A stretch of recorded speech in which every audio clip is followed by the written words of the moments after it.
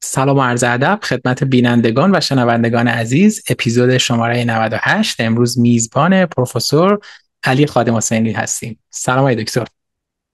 سلام، حالا شما چطوره؟ خیلی ممنون، مرسی. میکروفون در اختیارتون. اگه میخوایم با بیننده ها و شنونده ها سلام احوال پرسی کنید.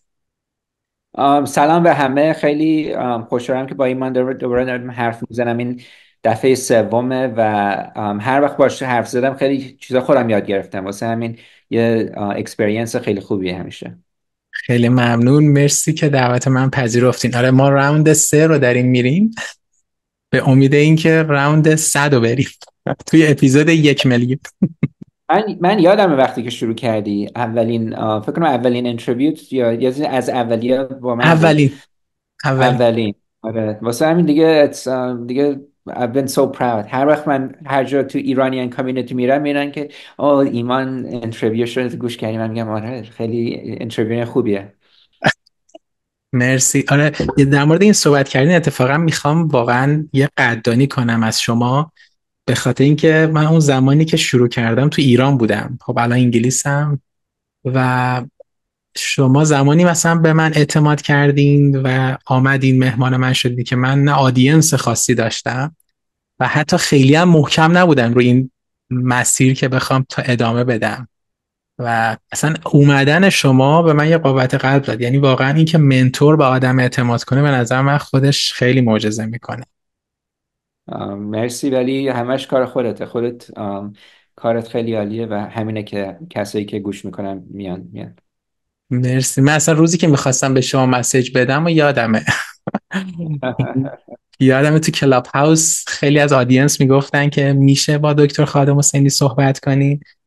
بعد من یه روز گفتم دل بزنم به دریا، شما رو دعوت کردم و به طور ناباورانه شما پذیرفتین و این میتونه اتفاقا یه موضوع خوب امروز تاپیکی باشه که در موردش صحبت کنیم. من دیدم خیلی از دانشجوها یا خیلی از فاوندرهای استارتاپ ها میترسن که ایمیل بزنن یا مسیج بدن به یه آدمی که از نظرشون رول مدل یا میتونه بهشون کمک کنه و ولی شما مسیج بزنید، شاید یه دکتر علی خادم حسینی باشه که به شما اعتماد کنه و مسیرتون تغییر کنه. آره، منم خودم همیشه سعی کردم که اگه از هر دو طرف، اگه کسی من وقتی که داشتم خودم میرفتم جلو، من سعی کردم کانکت کنم با کسایی که منتور برن شدن و اینجور چیزا، و خودم هم سعی میکنم همیشه رسپاند بکنم به کسایی که به من ایمیل میزنن.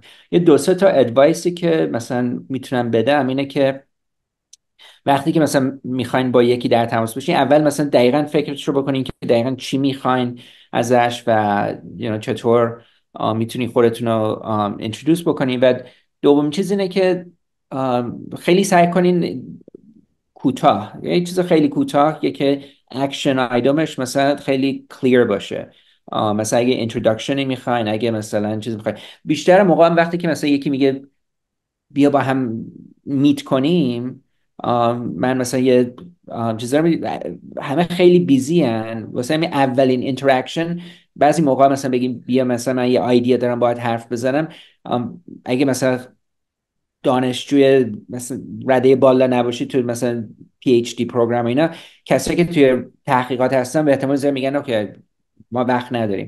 ولی اگه مثلا مثلا بخوای بری دانشگاه و مسیج بزنی و یه سوال بکنی درباره دانشگاه که مثلا من میخوام برم دانشگاه نمیدونم استنفورد یا میخوام برم دانشگاه MIT، نظرت درباره این دوتا چیه؟ خیلی که من میشناسم سریع اون جواب رو میدن، میگن که مثلا تو این رشته این یکی بهتره یا اینکه فکر این باشه یا اینجور چیزا. و یه چیزی که فکر کنم که اصلا خود آدم هم احساس خوب میکنه وقتی که احساس میکنه که به این کمک کرده. خیلی فکر آدم خوب میشه و هپی میشه و اینجور چیزا. و من همیشه سعی کردم، چون یه دلیل دیگه هم اینه که من همیشه میگفتم که اگه من خودم همونجوری که میدونی من کانادا بزرگ شدم و گفتم اگه خودم هیچ وقت پدر مادرم نمی آمدن کانادا، به احتمال زیاد یعنی از این آدما بودم که باید این اینفورمیشن رو خودم ایمیل میزدم و و پیدا میکردم. واسه همین همیشه سعی کردم خودم از اون نظر فکر کنم. آره، چه نکات عالی، مرسی واقعا. حالا قبل از اینکه خیلی عمیق‌تر وارد این بحثا بشیم، واقعا مجدد، و من خیلی دارم اینو تکرار میکنم، من مجدد بگم که خیلی قدردان شما، یعنی محال اپیزودی نشه یا مهمونی نیاد که علی جان من از شما نام نبرم، که به خاطر اینکه شما اون ایمیل منو جواب دادین اصلا به من این قدرت رو داد که ادامه بدم. یعنی مثلا هر کس رو دعوت میکردم میگفتم ببین تو پروفسور خالد حسینی رو دعوت کردی، باید اونم بتونی دعوت کنی. و فکر میکنم که حالا اینو اون قسمت از آدینس من که مثل شما جایگاه خوبی دارن، خوشحال میشم که بشنون که واقعا بعضی وقتا که شما اعتماد کنید یه مسیج بدید، حتی فقط ادوایز بدین، اون منتی یا اون شخصی که به شما ایمیل زده مسیرش امکان داره تغییر بکنه. واقعا مثل خودش، مثل یک خونه، مثل یک اکسیژن تو وجودش که میتونه بهش یه حیات دوباره بده. خلاصه اینجوری من میخوام شروع اپیزود یکم، اصلا کلا این اپیزود یکم متفاوت هست.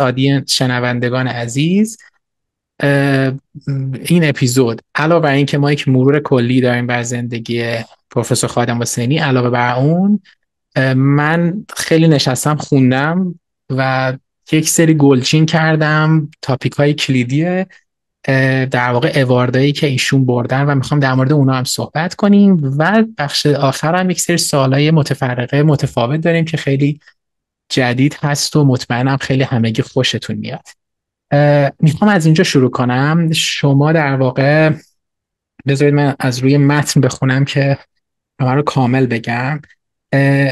توی این 1-2 سال گذشته آقای دکتر خادم حسینی به عنوان Best Scientist Award از طرف research.com انتخاب شدن که دکتر علی خادم حسینی یکی از 518 دانشمند برتر ایالات متحده و 825 دانشمند برتر جهان شده که تونسته از وبسایت research.com هم به عنوان Best Scientist Award جایزه بگیره.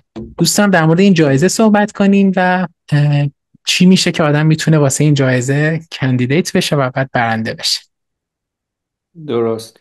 راستش بخوای این بعضی از این جایزه ها مثل همین این بیشتر از طرف خودش رو میرن میگردن و از طرف مثلا چیزای مثل ایمپکت فاکتور رو چند تا مثلا پیپرت خیلی تو زمینه مهم بوده و اینجور چیزا اینا رو پیدا میکنن.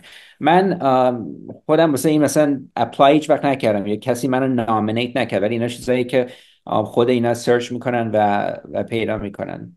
و میبینم که حالا امروز میخواد در ابورد حرف بزنیم، ولی یه چیزی که من میخوام حالا بهت بگم اینه که من وقتی جوان بودم خودم خیلی واسه اوارد زیاد کار میکردم. مثلا میگفتم او این کسی که من منتور من بوده این اوارد برده، یا اینکه این کارو کرده من باید اون کار رو انجام بدم.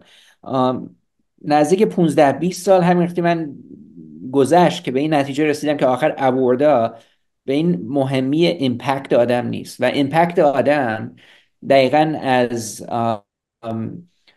حتی از اینکه پیپرت چقدر سایتیشن بگیره یا اینکه چقدر خوب باشه به این زیاد ربط نداره. من مثلا الان فکر میکنم کی مثلا تو دنیا خیلی ایمپکت کرده، مثلا کسایی مثل ایلان ماسک مثلا که چه کارایی کردن، یا کسایی که مثل همین ادوایزر من که مثلا کووید واکسین رو توش انوالو بودش که پیدا کردم، باب لنگر که MIT کار میکنن.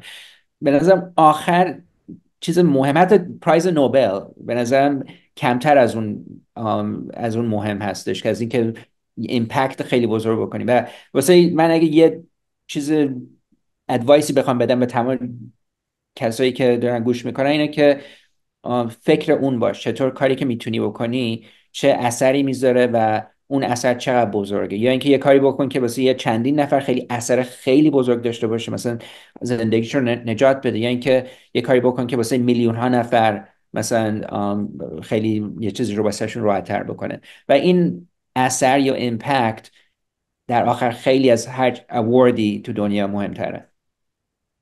خیلی عالی، مرسی از شما بابت این نگرش خوبتون. حالا بحث ایمپکت شد. امیدوارم که چیزت نکردم یا این همه نه من همه رو میگم. سوال اوارد داشتی، از اول گفتم اوارد مهم نیست. مرسی. من بهش اشاره میکنم ولی کوتاه کوتاه. ولی حالا بحث ایمپکت که شد، خیلی نکته خوبی گفتیم. میخوام در مورد پروژه تولید کبد مصنوعی صحبت کنم. این حالا کار بزرگی که تیم شما با رهبری، با لیدرشپ شما انجام دادن. این پروژه الان تو چه مرحله‌ای هست و چقدر اونایی که الان به نیاز به کبد مصنوعی دارن میتونن بهش امیدوار باشن؟ درست.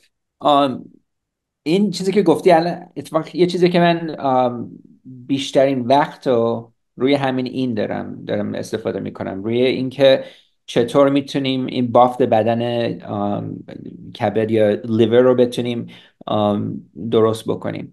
و واسه چندین سال من هی داشتم فکر میکردم که این شاید بافت بدن ساختن، کاری که ما میکنیم ممکنه به جایی نرسه، در آخر ایمپکتش ممکنه یه جور دیگه سالو بشه. مثلا آم، من داشتم فکر میکردم که اوکی، شاید این کاری که ما میکنیم آخر بشه از استفاده کرد واسه گوشت ساختن بیرون از بدن، یا چیزهای مختلف. شاید واسه بافت بدن ساختن و آم، بافت بدن ایمپلنت کردن کار ما درست نباشه، چون تکنیک های دیگه هم هستش. مثلا الان مردم جنتیکلی انجینیر میکنن سلولای خوک و چیزهای دیگه که میتونن بافت بدن خوک رو بتونن به انسان مثلا بدن.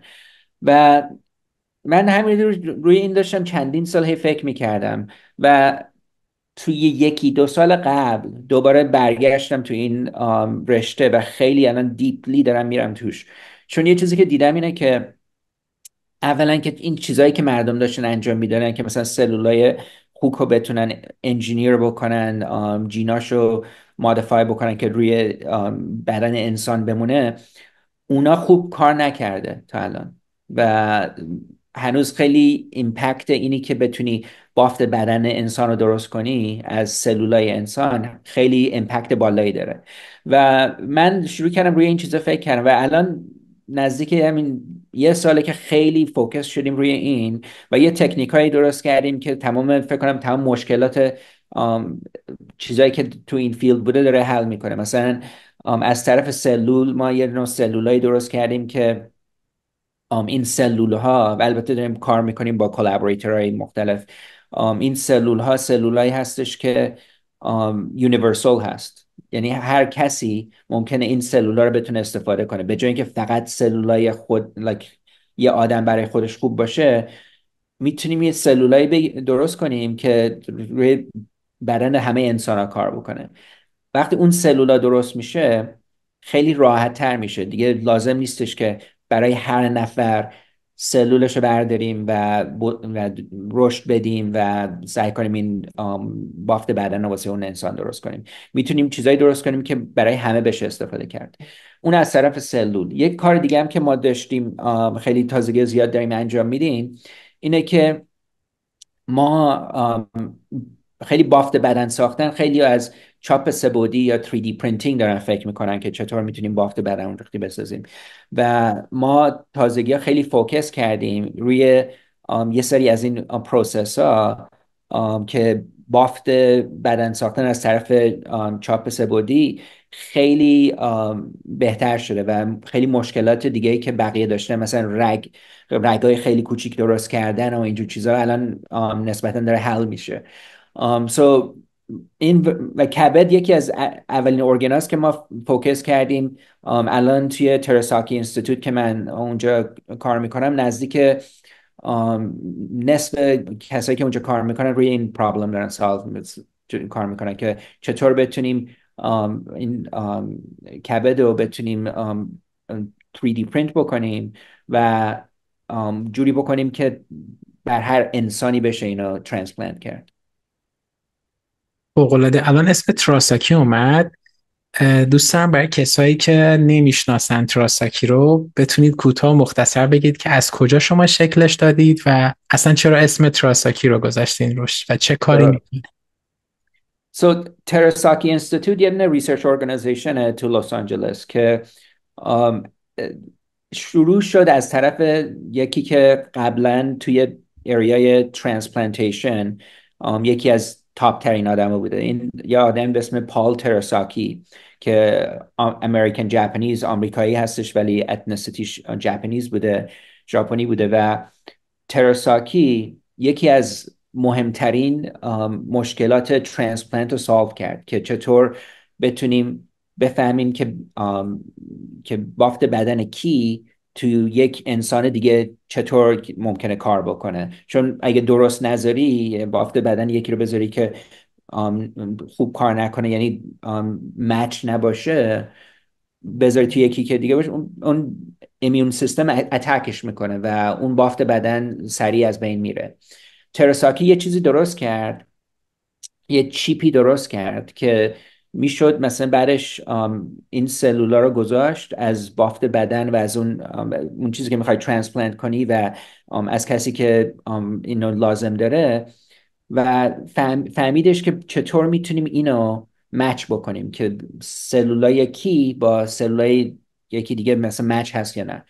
اینو شروع کرد، پروفسور بود توی دانشگاه UCLA، اینو شروع کرد و بعدش یه کمپانی زد و این کمپانی رو گرو کرد تا اینکه بعد از چند تا خیلی سالهای مثلا از 30-40 سال این کار رو داشت میکرد. بعدش اینو فروخت به یه کمپانی دیگه و خیلی از این پولی که در آورد گذاشت توی یه فاوندیشن که یه چیز مثلا یه ارگانیزیشنی که بیشتر مثلا به کارهای چریتی و اینجور چیزا کمک کنه. این فاوندیشن بعدش شد تراساکی اینستیتوت. من تو باستون نزدیک 17 سال باستون بودم و من وقتی که اومدم لس آنجلس نزدیک 7-8 سال پیش، اول رفتم دانشگاه UCLA واسه 2 سال و وقتی من دانشگاه UCLA بودم اولین بار این خانواده تراساکی رو میت کردم. خود پال تراساکی قبل از اینکه من بیام لس آنجلس فوت کرده بود، اون چون خیلی قبل نزدیک 90 خورده ای سالش بود، ولی من هیچ وقت خودش رو میت نکردم. ولی خانوادهش این فاوندیشن رو داشتن و میگفتن که اوکی اینو چطور میتونیم استفاده کنیم که یه چیز خوب ازش در بیاد، یه کار خوب ازش در بیاد. و من رفتم بهشون گفتم که بریم یه ریسرچ ارگانیزیشن بزنیم که فقط فوکس داره روی ایمپکت و کاری که میکنیم سعی بکنیم که برسونیم به چیزایی که توی جای پزشکی استفاده میشه. و اینا اگری کردن، اینا گفتن این کار انجام بدیم و از اون موقع این تراساکی اینستیتوت شروع شد و الان ما توی لس آنجلس 3 تا بیلدینگ داریم، یه نزدیک 100 نفر اونجا کار میکنن واسه یه کارهای مختلف و این خیلی داریم فکر میکنیم که چطور میتونیم اینو واقعی بکنیم یه روزی که بتونیم بافتای بدن درست کنیم که بتونه برای بقیه استفاده بشه. چه کار بزرگ و ارزشمندی. دعای خیر ما و کل انرژی مثبت پشت سر شماست که با موفقیت این مسیر رو برید. شما روی قلب هم کار میکنید؟ اصلا آیا این پروژه پابلیک هست و میشه ما بدونیم رو چه پروژه دارید کار میکنید؟ آره پابلیک هستش. من هیستوریکلی توی چند تا بافت بدن کار کردم. یه دونش همین ماهیچه های مختلف، مثلا ماهیچه مثلا بدن و ماهیچه قلب و اونا رو درست کردن از طرف سلولا. چطور سلولا رو میتونیم بگیریم، چطور سلولا رو میتونیم به هم بذاریم یه جوری که بافت بشه.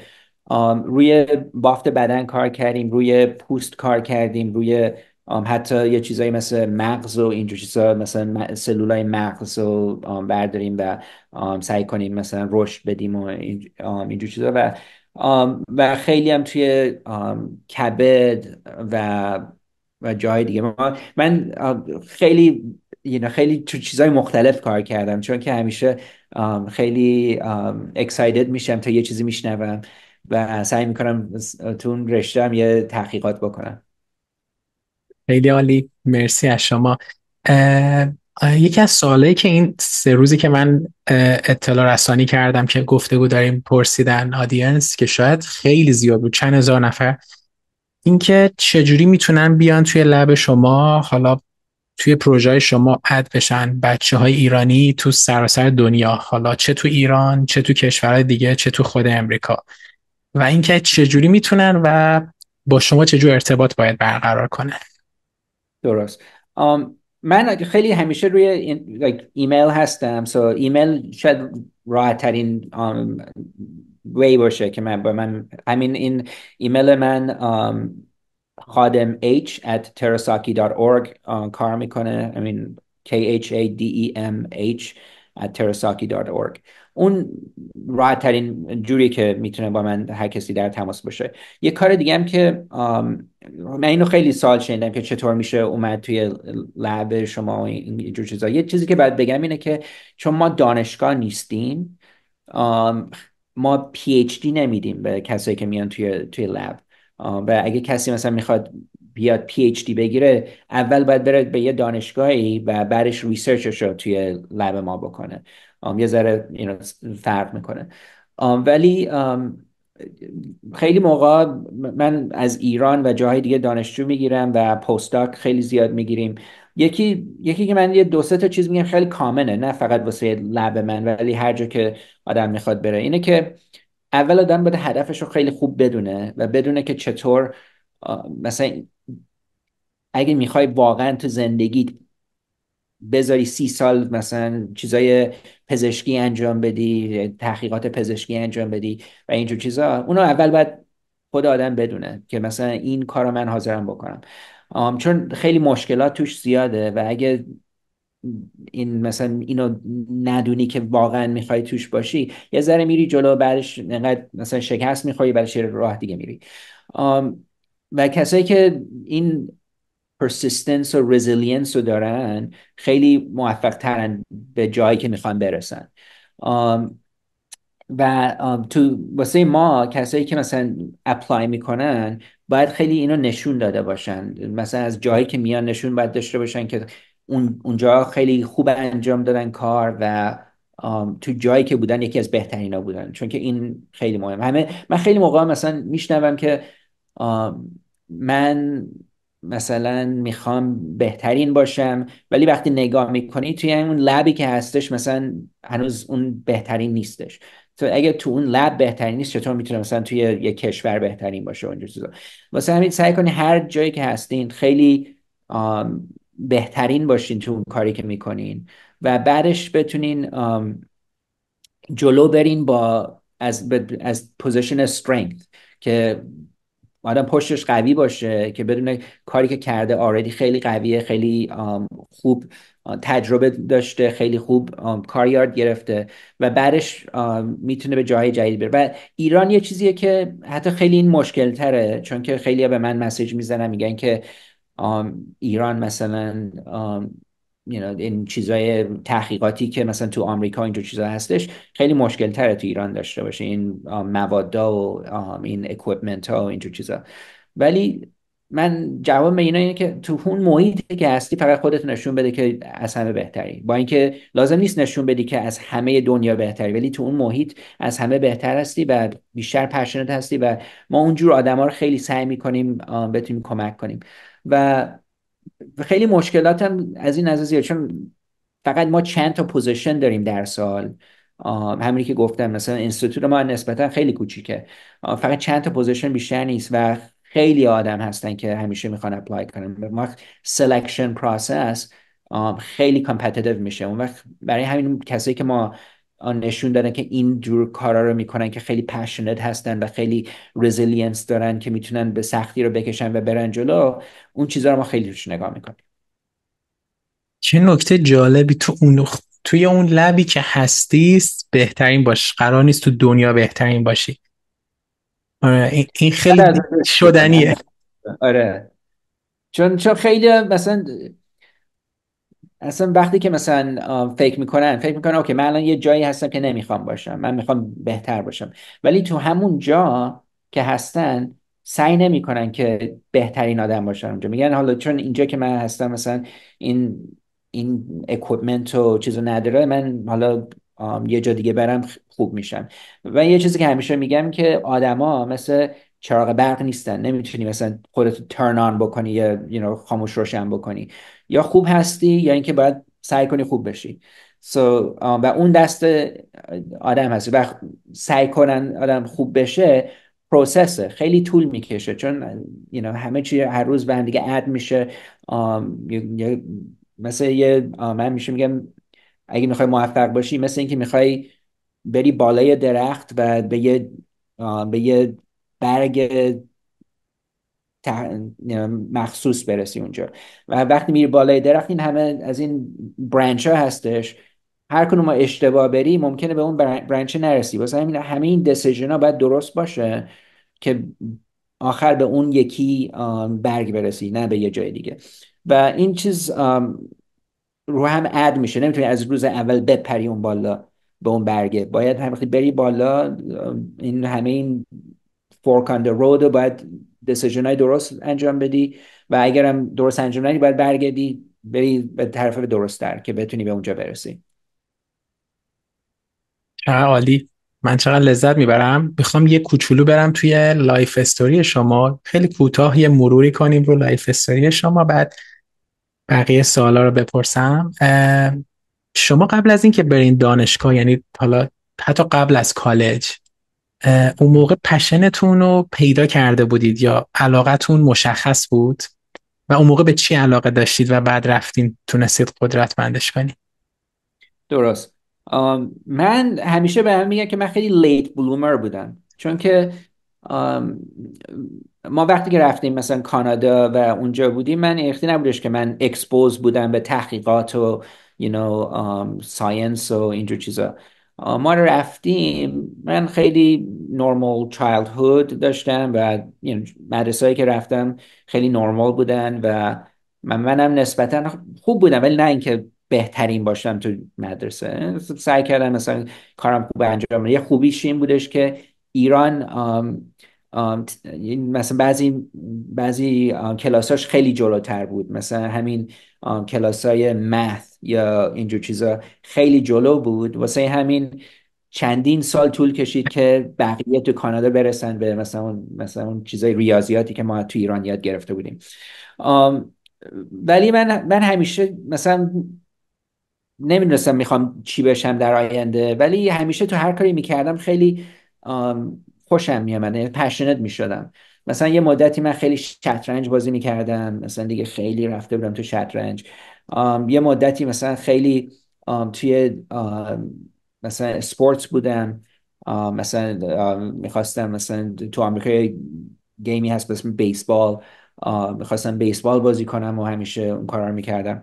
وقتی مثلا رفتم های سکول اون موقع دیگه گفتم اوکی من میخوام مثلا های سکول تیچر بشم، چون که به نظرم اونا خیلی مثلا کول بودن. و همیشه این چیز چینج میشد، چون که ولی هر کاری من توش میرفتم سعی میکردم خیلی فوکس بشم. مثلا هر بچه بودم من تو میخواستم خیلی تاریخ دوست داشتم، میرفتم مثلا یه عالمه کتاب میخوندم درباره تاریخ و اینجور چیزا، مثلا یه چیز عجیب غریب. یا مثلا میرفتم توی مثلا نقاشی کردن، یه مدت خیلی تو اون بودم. و اینا نسبتا هر چند سال عوض میشد، ولی پروسسش عوض نمیشه. به نظر مثلا من رفته بودم مثلا بیسبال بازی میکردم، یه تیم سپورته اونجا، مثلا خیلی آدم یاد میگیره چطور مثلا با بقیه بتونه کار بکنه و با بقیه بتونه اینتراکت بکنه و اینجور چیزا. و اونو مثلا خیلی استفاده میکنم الان مثلا توی کار خودم، چون که الان یه لابراتوری ران میکنم.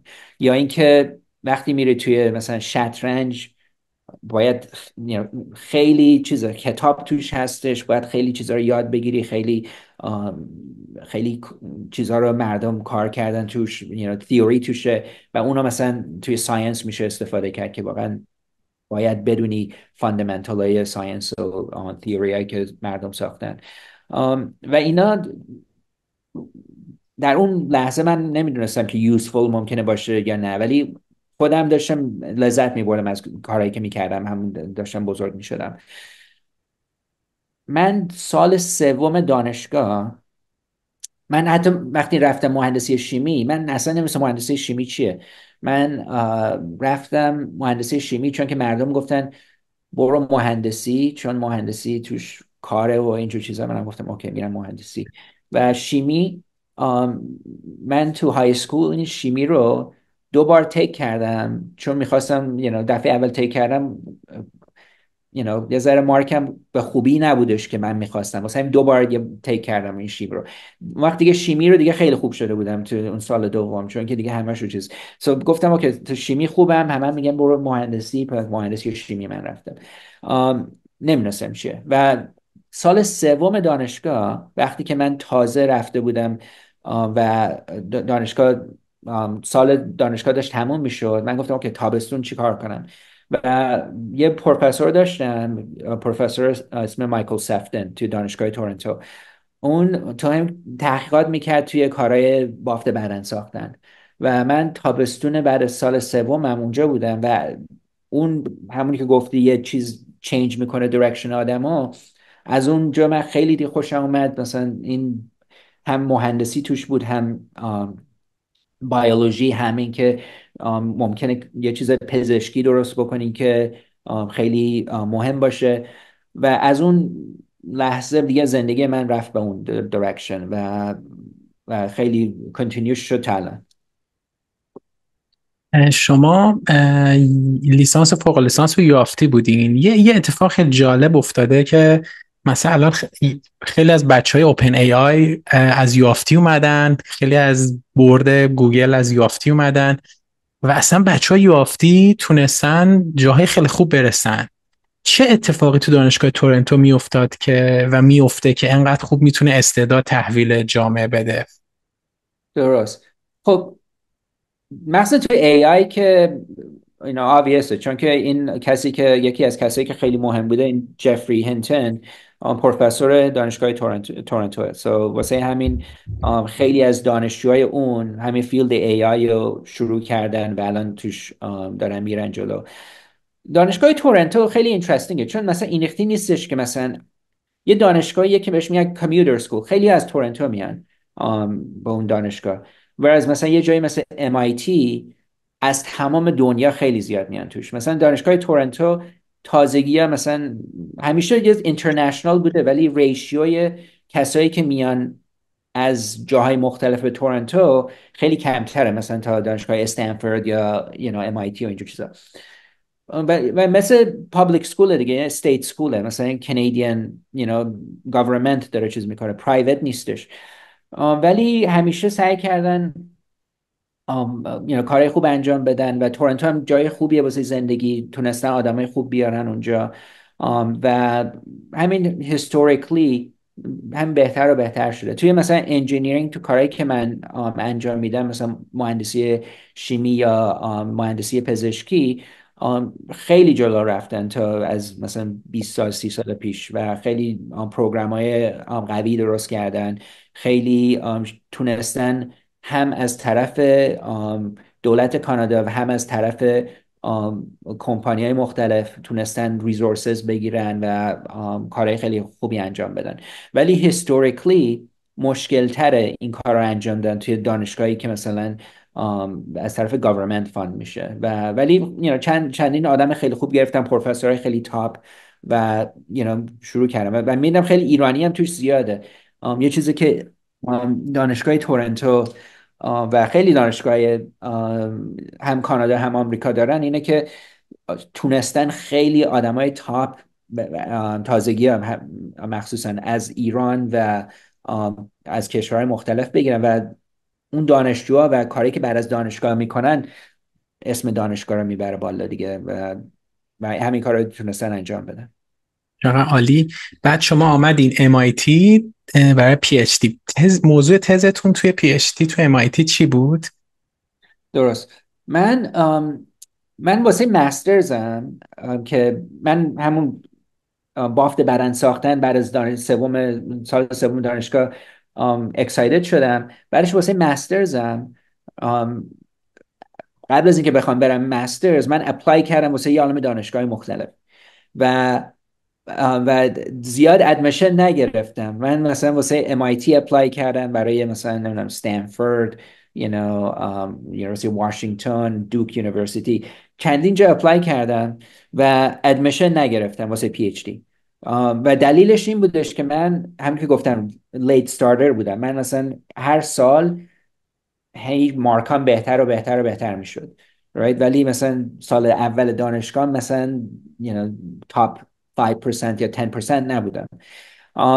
و بعد از اون که هم میگم یه ذره آدم باید شکست بخوره که یاد بگیره، و اگه مسیر رو آدم بدونه که کجا میخواد بره، این مثلا این شکست ها فقط چیزی نیستش که مسیر رو عوض کنه، فقط یه شکستایی که میخوری و میری جلو.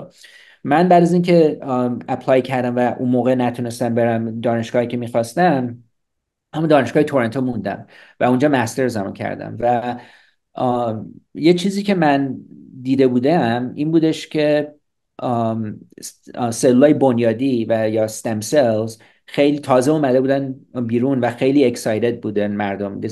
مثلا 20 نزدیک 22-23 سال پیشه خیلی مردم در روی سلولای بنیادی اکسایتد شده بودن. و من کاری که گفتم واسه مسترزم میخوام بکنم این بودش که چطور مثلا سلولای بنیادی رو میتونی از استخون بگیری و ببینی چطور میتونی حتی به سلولای دیگه تبدیلشون کنی، مثلا سلولای کبد یا چیزای دیگه. و تحقیقات اون کردم واسه مسترزم و اون خیلی خوب بود، چون که من بیولوژی بک‌گراند نداشتم. و این که واسه 2 سال من رفتم و فقط یه عالم بیولوژی یاد گرفتم. و آخرم یه عالم کار یاد گرفتم که مثلا چطور میشه تحقیقات انجام داد، چون خیلی کارها اشتباه کردم. و آخر به یه جایی رسیدم که اوکی، من فکر کردم آماده بودم که برم واسه PhD و همین. ولی اول شروع کردم سلولای بنیادی و وقتی رفتم PhD دیگریم تیسسم سر این بودش که چطور میتونی این بیولوژی که دیده بودم که مثلا سلولای بنیادی که توی یه دیش میذاری و اون هیچ کنترلی روی این سلولا نیست، همه رو روی دیش میذاری و این سلول هر کاری بخوان میکنن اونجا. این رختی نمیتونی کنترلشون بکنی مثل چیزی که تو بدن هستش که همیشه سر آدم و دست آدم جایی که هستش چیزا درست میشه. ولی وقتی که سلول رو برمیداری از بدن و میذاری توی یه دیش، خیلی رندومه همه چی. و واسه PhD سعی کردم اینو یه ذره حل بکنم و کاری که ما کردیم واسه PhD این بودش که سلولا خیلی کوچیکن و و اون موقع یه تکنولوژیایی که مثلا میتونستن چیزای کوچیک درست کنه همین مایکرو الکترونیکس بود، که مثلا میتونن با کامپیوتر چیپ و اینجور چیز درست کنن. مثلا ما سعی کنیم اپلای بکنیم این چیزایی که تکنولوژی که توی کامپیوتر چیپ اندستری درست شده که چیزای کوچیک ساختن، و سعی کردیم اونا رو بذاریم تو این دیشا که سلولا بیشتر کنترل بشه بهشون، که مثلا بدونن سلول ها مثلا چجوری باید رشد بکنن یا اینکه چطور باید به چیزای دیگه تبدیل بشن. و این بودش که این بیولوژی و سلولای استم سل بیولوژی یا سلولای بنیادی رو کمباین کردیم با چیزای مایکرو الکترونیکس و این خودش الان یه فیلد شده به اسم ممز، بایو ممز. چقدر عالی، خوب. اه، بعد از MIT مسیرتون به کجا خورد و کی رفتین که به عنوان استاد دانشگاه دیگه فعالیت کنید؟ خب من وقتی که رفتم MIT خیلی خوشحال بودم، چون که اول MIT دریم سکولم بود، چون که پروفسورای من تو تورنتو همشون MIT بودن، چون دیدن همشون رفته بودن اونجا PhDشون گرفته بودن و من MIT دیگه یه جایی بودش که خیلی رویایی بود.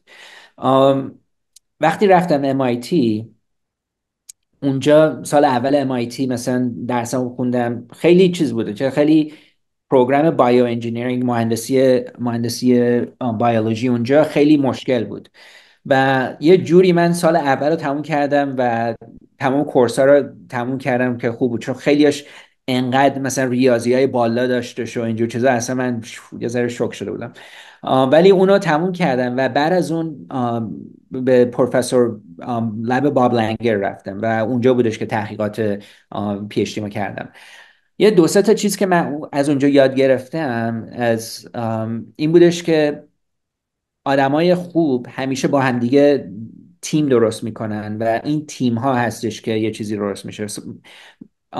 و من با اینکه پی اچ دی استودنت بودم، من آردی در روی بیولوژی یاد گرفته بودم و من اونجا رفتم و خیلی از این پستاک های مختلف بودن که مثلا کمیستری و نمیدونم مکانیکال انجینیرینگ و اینجور چیزا بودن، ولی بیولوژی کمتر بلد بودن و من با اونا همه با اونا تیم اپ شدم و شروع کردم مثلا در روی مواد یاد گرفتم، درباره همین چیزای کمیستری یاد گرفتم و همینجوری که یاد میگرفتم پیپرم پابلیش میکردیم، چون که من یه چیزی می آوردم مثلا سلولای بنیادی رو مثلا با اینا کلابریت میکردم، اونا مثلا تکنولوژی رو به من یاد میدادن و همونجوری که من یاد میکردم پابلیکیشن داشتیم. تا آخر پی اچ دیم من مثلا 15 تا پابلیکیشن داشتم و این اینترستینگه چون که 15 تا خیلیه، ولی من 5 سال قبل از اون مثلا 2 سال بچلرز، 2 سال مسترز و یه سالم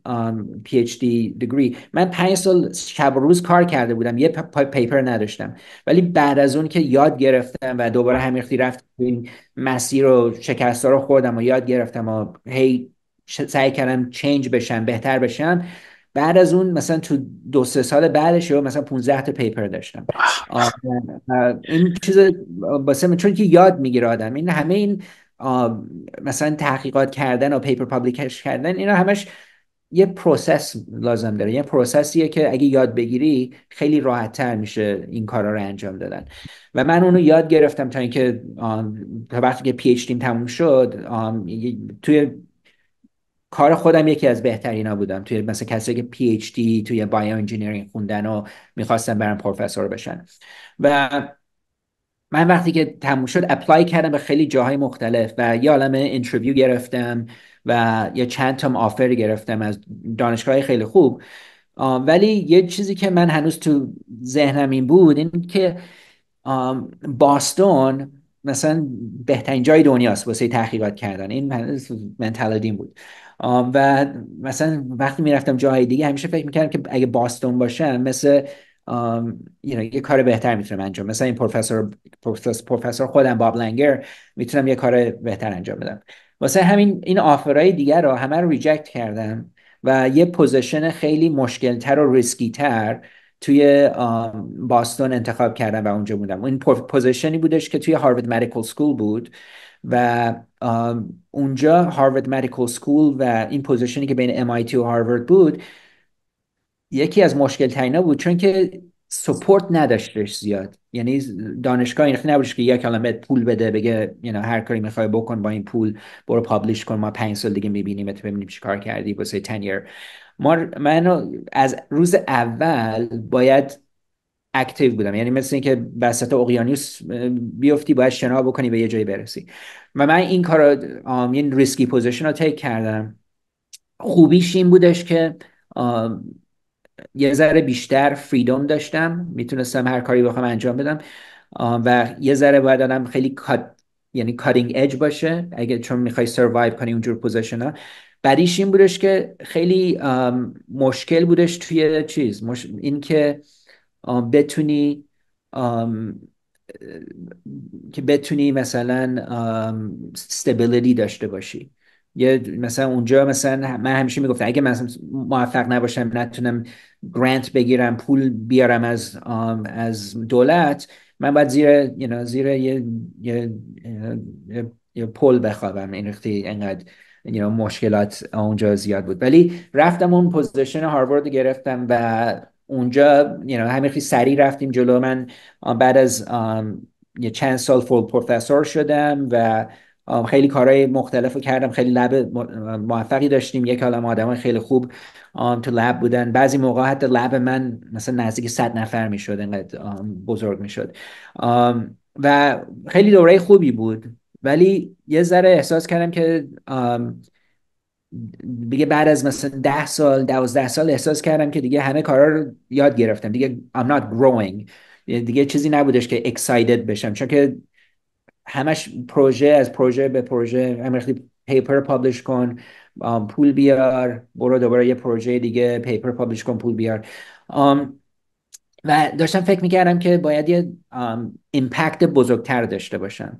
و اون موقع بودش که من اومدم اول دانشگاه UCLA و بعدش اومدم تراساکی، چون که میخواستم کارایی انجام بدم که تو باستون نمیتونستم انجام بدم. و بعضی از این کارا مثلا کمپانی شروع کردن و اینستیتوت درست کردن و اینا تو باستون باید پیر بشی که به اون جور اپورتونیتی برسی. خیلی، چون که خیلی مثلا تو پوزیشنی که من داشتم خیلی دیفیکالت، سروایوال خیلی دیفیکالته، نمیتونی بشینی و فکر کنی واسه چندین ماه چه نوع کمپانی میخوای بزنی اون چیزا. همش باید اکتیو بودش که اگه میخواستی اونجا همیختی بمونی.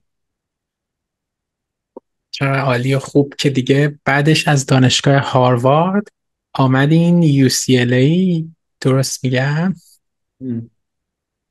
من یادمه که اگه اشتباه نکنم نسیم عزیز، یه یادی کنم از نسیم عنابی، پروفسور نسیم عنابی عزیز، که اصلا باب آشنایی من با نسیم جان به خاطر علی جان بود که به من معرفیشون کردن. گفتن تو اینترویوشون گفتن که من از استرالیا برای یه فرصت تحقیقاتی آمدم امریکا، بعد از دم لب علی خادم حسینی رد شدم، دکتر خادم حسینی، و اون موقع خود نسیم جان تازه درسشون تموم شده بود و همش داشتن فکر میکردن که کی میشه من لب خودم رو بتونم بزنم، که بعدم لبشونه که از واقعا لبای خیلی موفق شد، خیلی هم بهشون افتخار میکنیم. و دنیا اینجور میچرخه، یعنی خود آدم فکر نمیکنه ولی یه روز علی پروفسور خادم حسینی خودشون دانشجو بودن و پروفسورشون یه لب بزرگ داشتن، الان ایشون یه لب خیلی بزرگ دارن. میتونه واسه آدینس این به عنوان یک نقطه انگیزشی باشه که ادامه بدین. آره، آدم باید مثلا sacrifice تو این باید بدونی چی میخواید. باید خیلی clearly بدونی چی میخواید. و من یه چیزی که خودم میخواستم این بودش که همیشه رول مدل واسه خودم میذاشتم، که مثلا میخواستم وقتی که توی مثلا ورزش و سپورت و اینجور چیزا بودم یه رول مدلایی میذاشتم که میخوام دقیقا مثل اونا بشم. یعنی که وقتی مثلا تو شطرنج یا کارهای دیگه بودم یه رول مدل واسه خودم میذاشتم. وقتی که رفتم توی کار تحقیقات اینجور چیزی دیگه، واسه من رول مدل همین پروفسورم بود، باب لنگر. برای همین بودش که من توی همین باستون موندم و پروفسور هاروارد شدم اینجور چیزا. و یه چیزی که بعدا من سعی کردم بکنم این همینی که دیدم که باب لنگر ایمپکتش نه فقط توی تحقیقاتیه، بعد حتی تو کمپانی های مختلفم خیلی انوالو هستش و خیلی کمپانی شروع کرده و اینجور چیزا. و این چیزی بودش که من واسه مشکل بود تو باستون، چون همین که گفتم باید فقط همین وقتی میچرخیدم یا پول می آوردم از دولت که بتونم یه پروژه چیز کنم. و احساس کردم اگه میخوام این فول پتانسیل رو بگیرم که مثل این رول مدل هم باشم که خیلی کمپانی هم زیاد اکتیو بوده و اینجور چیزا، باید برم یه جایی که بتونم اونو انجام بدم. و همینی بود که اومدم تو لس آنجلس و بیشتر تونستم این کارهای دیگه که میخواستم از طرف میمیک بکنم رول مدلم و بتونم انجام بدم.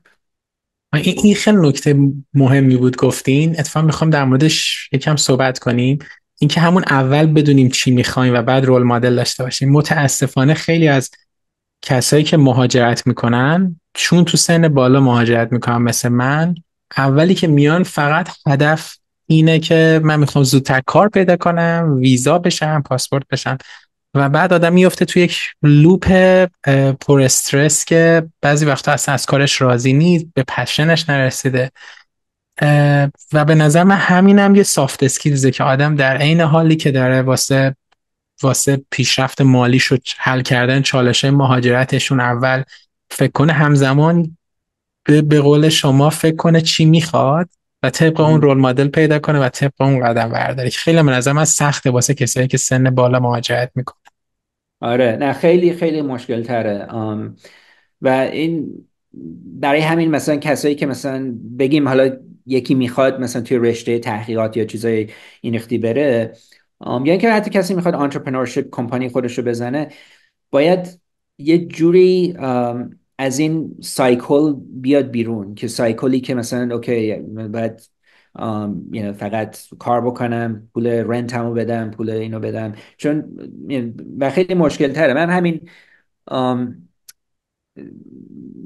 depends on چه سالی، مثلا چند سالته. اگه مثلا کسی میاد، من مثلا پدر خودم مثلا ایران آرکیتکت بود و وقتی که رفتیم کانادا باید جابای دیگه میگرفت، باید شغلای دیگه میرفت که مثلا بتونه پول در بیاره برای خانواده‌اش، right؟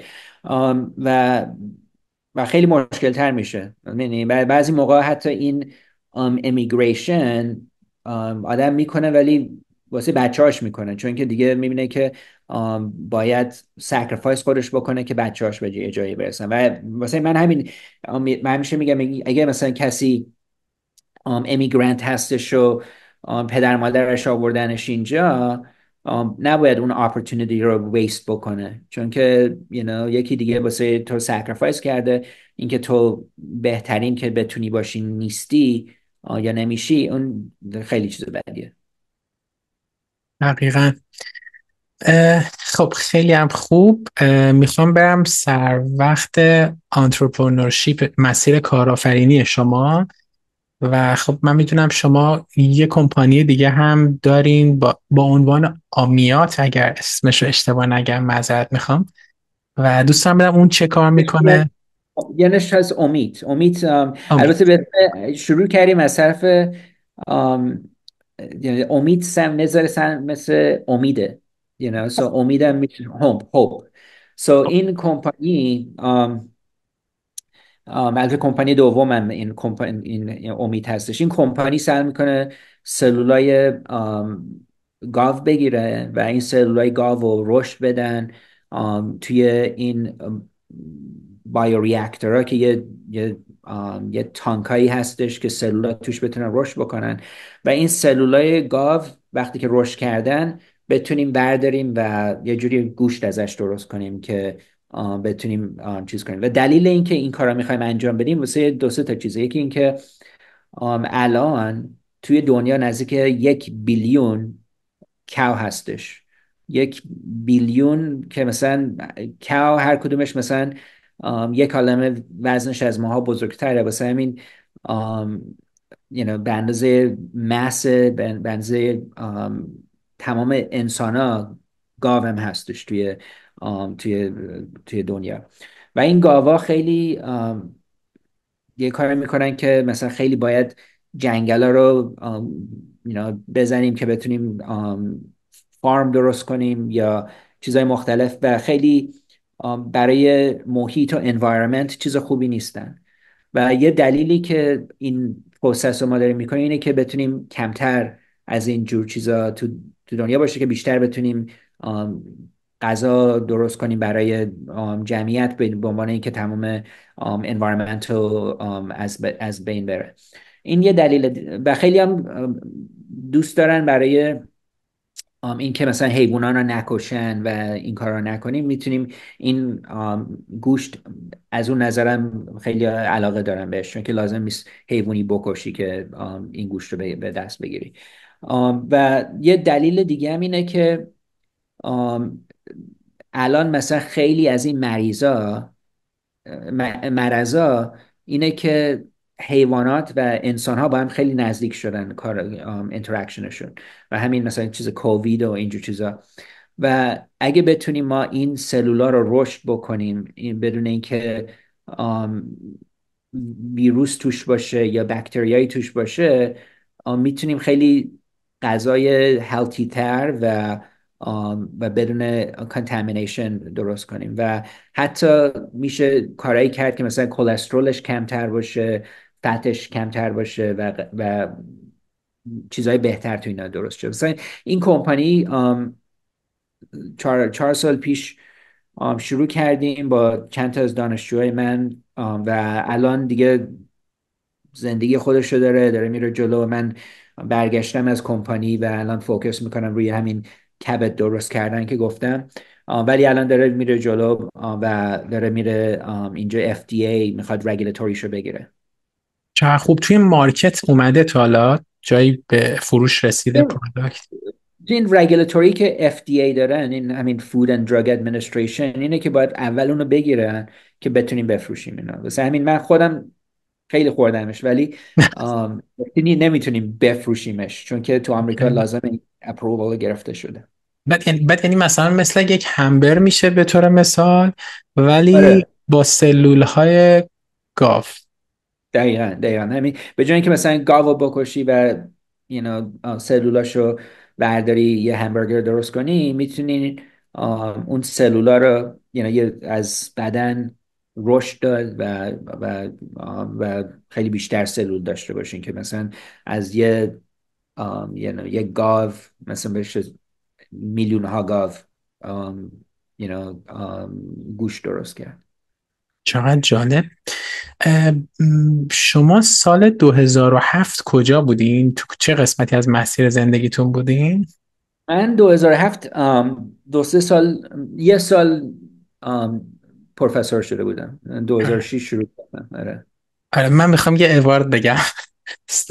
سال 2007 شما به عنوان تاپ 35 Innovators Under 35 شدین، که میشه برای کسایی که دارن میشنون به عنوان یکی از 35 نوآور زیر 35 سال توسط مجله تکنولوژی ریویو، که این جایزه به دلیل توسعه تکنیک‌های پیشرفته در مواد زیستی و درمان بوده. درست. اون خیلی it's a very kind award. دیگه من به زور یادم میاد کجا بودم واسه اون سال واسه، ولی من میدونم وقتی جوونی اینجور اواردها خوبه، چون که وقتی که میخوای پروموشن بگیری، میخوای از اسیستنت پروفسور بشی، اسوسییت پروفسور یا فول پروفسور، خیلی به اینا نگاه میکنن right. و اگه مثلا همیشه همین که گفتم میخوای مثلا نشون بدی که توی آم، جایی که هستی بهترینی right. و جورایی که باید اینو نشون بدی وقتی که پروفسور هستی اینه که اوکی من انقدر پابلیکیشن داشتم، تو این جورنال پابلیکیشن داشتم، اینقدر گرانت گرفتم و پول آوردم به دانشگاه و اینقدر مثلا اوارد گرفتم، ریکگنایزد شدم و این چیزا بیشتر برای اون خیلی خوبه که بتونی سریع پروموشن ها رو بگیری بری بالا و شروع کنی به ریل ایمپکت درست کردن.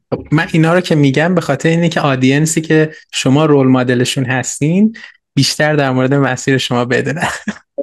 خیلی دستتون در نکنه. مرسی. آیا به فکر کردین که هوش مصنوعی بیاد توی تراساکی بتونه یک سری کارهای جدید انجام بده؟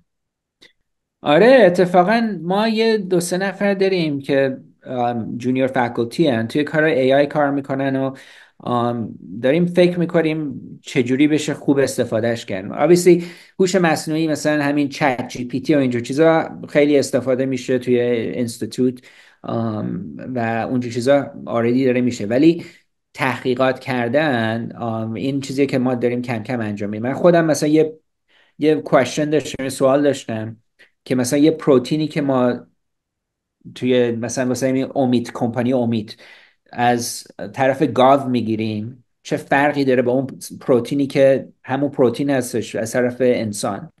و اینجور چیزا بعضی موقع این پروتئین استراکچر وجود نداره و ما این پروگرام های مثل الفا فولد که گوگل درست کرده استفاده کردیم که مثلا این پروتئین ها رو درست کنیم، نگاه کنیم ببینیم چقدر نزدیک هم دیگه هستن و اینجور چیزا.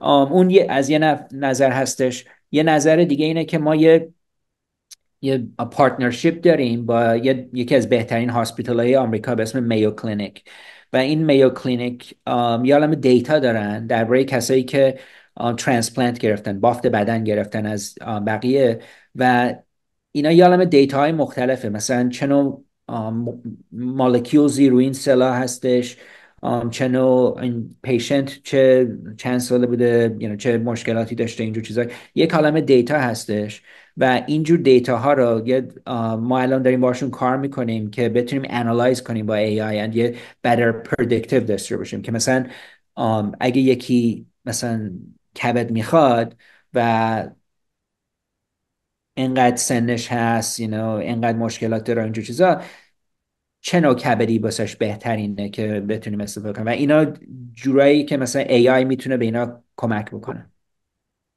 خب بعد میدونید که من تقریبا به خاطر اینکه از این 98 تا اپیزود شاید 90 تاش در مورد AI بوده، خیلی از آدینس هم و مخاطبین و حتی مهمونام تو این حوزه هستن و برای همین خیلی مسیج گرفتم که آیا توی بخش AI هم کسی میخواین که به تیمتون جوین بشه؟ مثلا آیا پوزیشنی الان هست؟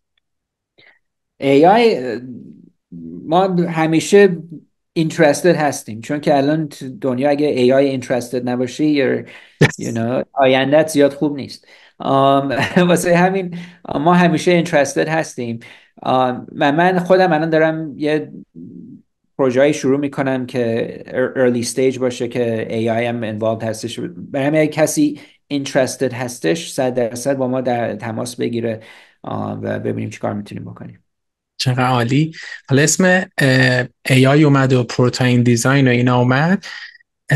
نظرتون در مورد پروژه‌ای که جف بیزوس داره کار میکنه چیه؟ این که میخواد پروتئین پیری رو اگه اشتباه نکنم پیدا کنه و عمر جاودان بده. آره، این همین اریای جاودانی لانجویتی انگلیسی خیلی تازگی ها، یه چند سالی که خیلی مهم شده و خیلی توش دارن کار میکنن.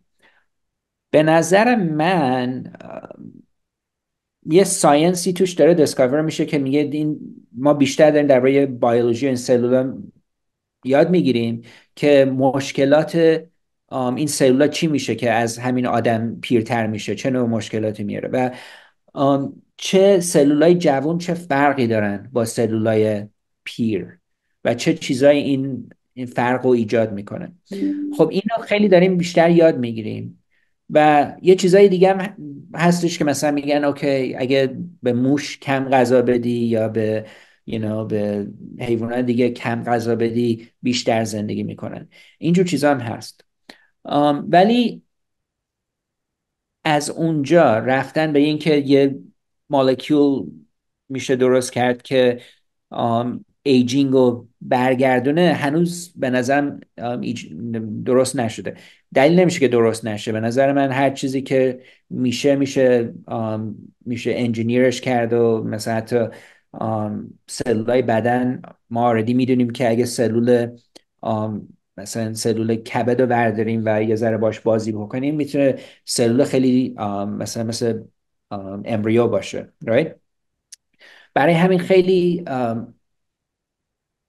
چانسش زیاده که یه روزی بتونیم ما سلولای بدن و ایجینگ و پیر شدن رو مثلا خیلی آرومتر بکنیم، سلوتر بکنیم.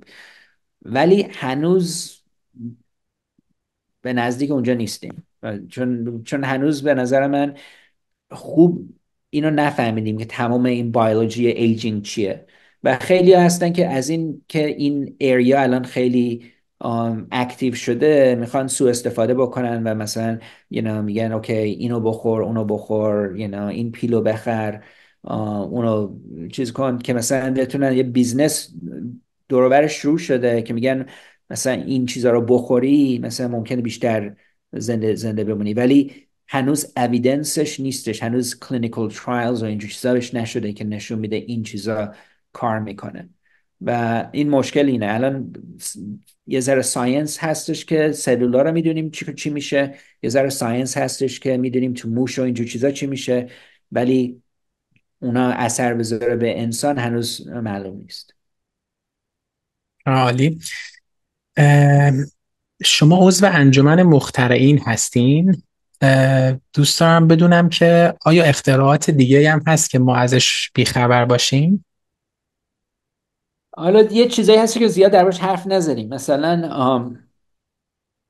من همون کمپانی اولم که ما فروختیم به باستون ساینتیفیک و کسایی مثل احسان جبار زادم فکر کنم باش حرف زدین. اگه نه باید بزنی. نه حرف نزدم. اوکی حتما. اوکی اوکی باید بزنی. این داستان اینو میگم. پس من یه چند سال پیش یه دکتر رو با هم آشنا شدیم. این دکتر کارش interventional radiology هست. interventional radiology کسایی هستن که یه چیزایی به اسم مثلا میله های خیلی کوچیک برمیدارن و میکنن تو رگای آدم و میبرن این ور اون ور و میتونن توی رگا کارهای مختلف بکنن. مثلا یه چیزی هست به اسم انیوریزم که مثلا یه چیزی مثلا رگ آدم اگه قوی نباشه یه بالون بغلش باد میکنه و این میتونه بترکه و خونریزی زیادی بکنه و حتی میمیرن خیلی از اینجور چیزا. من این دکتر رو آشنا شدم باش و این چیزها رو تازه به من داشت اکسپلین میکرد و داشتم یاد میگرفتم که دربارش چیزه. یه مشکلی که به من این گفتش این بودش که این رگا وقتی که ما میخوایم الان یکی انیوریزم داره و میخوایم این رگه رو ببندیم که این نترکه، ما چیزای خوبی نداریم و این یه مشکلی هستش که مثلا باید سالو بشه. و من با این دکتر رو شروع کردم کار کردم و بعد از مثلا 2-3 سال یه موادی درست کردیم که میشد مثلا با این توبا ببرن توی رگ و این مواد رو بذارن اونجا یه جوری که این رگ رو ببنده. چون که وقتی که این رگ باز باشه ممکنه یا برست بشه یا اینکه حتی مثلا توی کار اکسیدنت یا اکسیدنت های مختلف آدم باشه خونریزی توی بدن آدم داره و این خونریزی ها جوری که میخوان بندش بیارن اینه که باید این رگا رو ببندن که این خونه نریزه بیرون ازش. و ما یه موادی درست کردیم که میتونه این کارا رو انجام بده. و من با این دکتر چند سال کار کردم و خیلی تحقیقات کردیم حتی توی خوک و اینجور چیزا. ما این چیزا رو نگاه کردیم و دیدیم که کار میکنن و بعدش گفتیم این یه چیزی باشه که شاید بشه کمپانی ازش زد و یه ریل چیز پزشکی ازش درست کرد. و این خودش این اولین باری که من این کار رو داشتم شروع می کردم خیلی چیز مشکلیه و خیلی یعنی یه چندین سال این پروسس طول کشید و آخر آدمای خوب مثل احسان جبارزاده اومدن به تیم ما جوین شدن و اینو یه کاری کردیم که از ایدیا بره تا اینکه یه پروداکت بشه و این پروداکت از طرف FDA آمریکا اپرووال گرفت و بعدش هم الان دارن استفادهش میکنن این چیزها رو.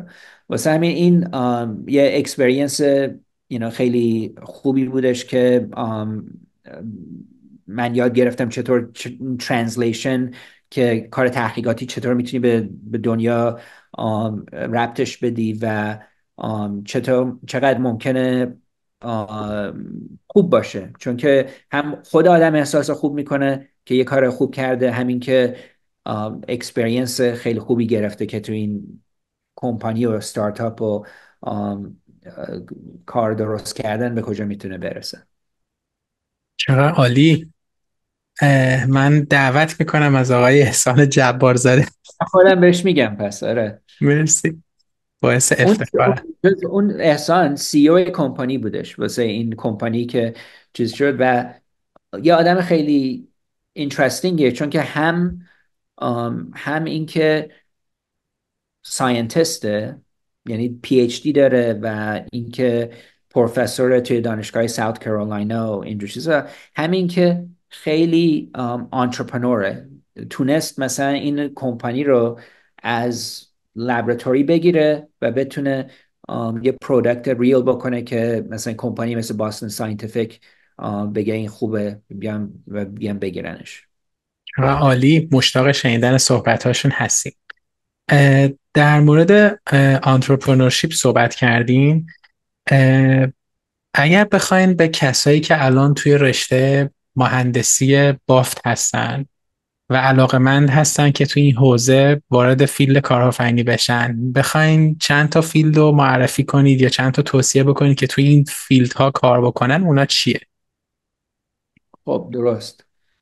یه چیزی که من میدونم اینه که این بافت بدن ساختن چیز مشکلیه. right؟ خیلی چیز مشکلیه و من خودم الان مثلا 25 سالتون رشته هستم. و هنوز این پتانسیلش رو نرسیده.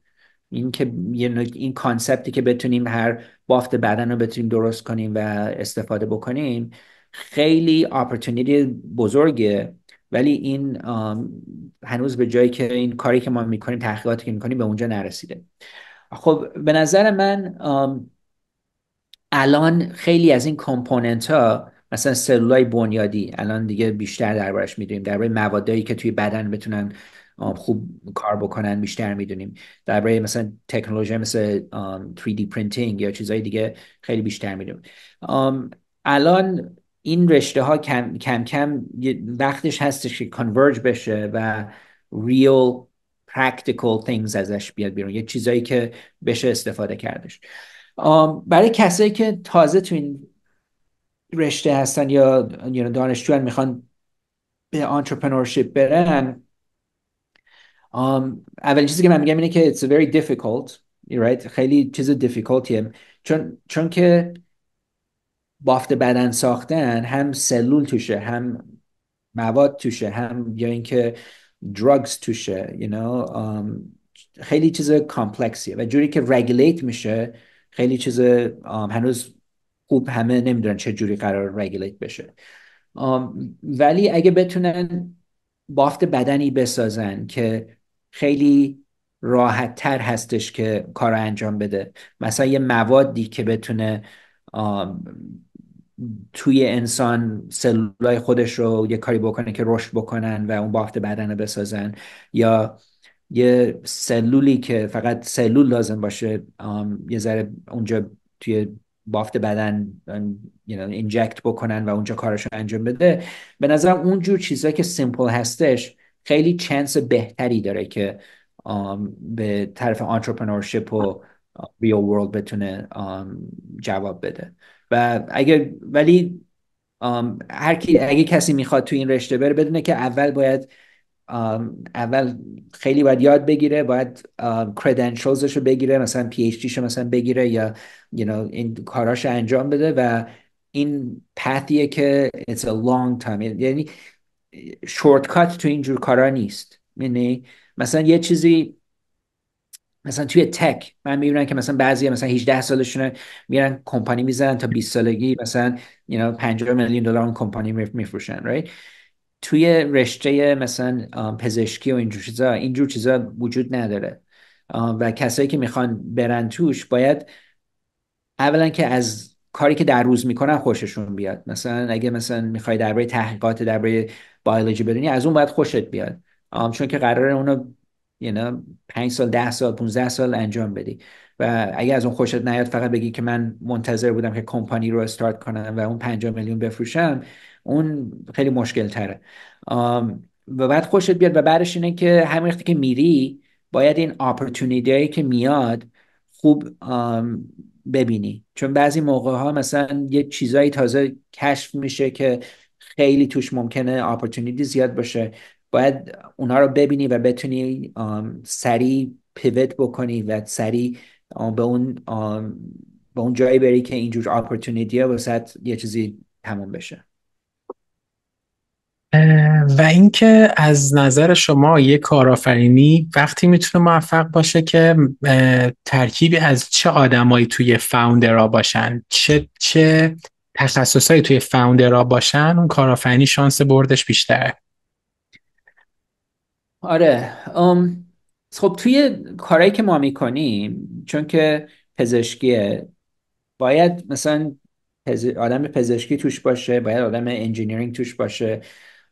و این از طرف تکنیکال باید تکنیکال تیم سترونگ باشه. ولی کارهای دیگه هم مثلا توی تیم هستش، مثلا کسی که هرچه بیزنس رو میدونه، کسی که میتونه با اینوسترها خوب حرف بزنه جوری که اینوسترها اینسپایر بشن، اینوسترها پول بدن که کمپانی به جایی برسه. و وقتی که اون به یه جایی میرسه، کسی که بتونه مارکتینگ رو بکنه یا بتونه اپورتونیتی رو کشف بکنه که چطور ازش پول در بیاد. خیلی چیزای مشکلیه. اول ولی این چیزی که من اول فکر میکنم باید یکی باشه که ویژنش رو داشته باشه، که مثلا opportunity اینه، این کمپانی میخواد این چیز رو انجام بده، من یا کسایی که من میشناسم میتونن این کار رو انجام بدن و اینو بتونه کنوینس بکنه به بقیه. چون که وقتی که میخوای تیم هم حتی رکروت بکنی، اگه آدمای خوب میخوای، آدمای خوب میبینن که به تیم قوی میرن و این باید یه نفر بتونه اینو به بقیه مثلا یه جوری بگه که اونام خودشون اینسپایر بشن. و واسه همین ویژن خیلی مهمه و بعدش technical folks and then business and other aspects. مرسی. خب شما در واقع میخوام یه دونه اوارد بگم. شما در واقع به عنوان highly cited researcher از تامسون رویترز انتخاب شدین. این به معنی اینه که تعداد بالای ارجاع به مقالات علمی دکتر خادم حسینی توی چندین سال اتفاق افتاده که خیلی بابتش من به شما افتخار میکنم. و 2011 هم که موفق به دریافت جایزه دانشمندان مهندسان پویا از ریاست جمهوری آمریکا هم شدیم. خب حالا من اینو گفتم، میخوام یه سوال غیر مرتبط بپرسم. به نظر شما الانی که AI خیلی داره اوج میگیره، ترامپ آمده که خب یه بیزینسمن خیلی موفقه و اصلا مهمتر ایلان ماسک که داره خودش رو تو سیاست وارد میکنه، فکر میکنید اینا همه با هم چه شیپی میده به آینده حالا هم ساینس هم کمپانیای بزرگ؟ درست. خب این یه چیز خیلی اینترستینگه، چون که از یه طرف ترامپ یه آدمیه که خیلی کارهایی که میکنه زیاد خوب نیستش برای مثلا مثل کسایی که مثلا همین ایرانیا، این ترافل بانی که کردش یا چیزای این رختی که کردش، مثلا ویزا خیلی مشکل تر شده و اینجور چیزا. از این نظر این ترامپ مشکلات داره. ولی حالا بگیم اینا رو میذاریم کنار، و اینکه این که میخواد مثلا 10 میلیون نفر 12 میلیون نفر رو میخواد دپورت کنه از آمریکا، اونا میذاریم کنار. ولی اینی که برای من الان مثلا این چیزی که من فکر میکنم این که کسی مثل ایلان ماسک انوالو باشه یه چیز خیلی خوبیه. من خودم مثلا خیلی اینسپایر میشم با کسی مثل ایلان ماسک که مثلا تونسته به رشته های مختلف بره، به کارهای مختلف بره و این کارها رو خودش ببره جلو تا جایی که مثلا آم، خودش اندستری درست میکنه. یعنی کاری که مثلا کرده با سپیس یا با الکتریک کارز یا الان مثلا توی اکس یا تو نیورولینک، یه کمپانی دیگه که داره که این ایلان ماسک هر کاری که کرده خوب برده جلو و همین بودش که وقتی که مثلا گفتش من میخوام با ترامپ سپورت بکنم، شد یا همه انرژیشو گذاشت رو اون توی آمریکا. مثلا ایلان ماسک توی پنسیلوانیا هر روز مثلا میرفتش مثلا سپیچ میداد که میگفت واسه ترامپ ووت کنید. کسیه که خیلی پشت کارش زیاده و خیلی ایدئولوژیکه، میخواد یه ویژنی داره در مغزش که مثلا میخواد انسان ها در آینده یه جوری باشه که extinct نشن و مارز هم داشته باشن اگه قراره مثلا تو Earth nuclear war بشه یه سری تو مارز زنده بمونن، یا اینکه همین این electrical cars که مثلا در آینده مثلا چیز باشه. خیلی آدم ویژنریه، خیلی هارد ورکره، خیلی مثلا بریلینته و کارهایی که میخواد انجام بده خیلیش میک سنس میکنه. مثلا میخواد توی دولت آمریکا الان مثلا بیلیون ها like waste, total waste, مثلا این همه پول برمیدارن ازش هیچی نمیاد اینجور چیزا. مثلا تو آمریکا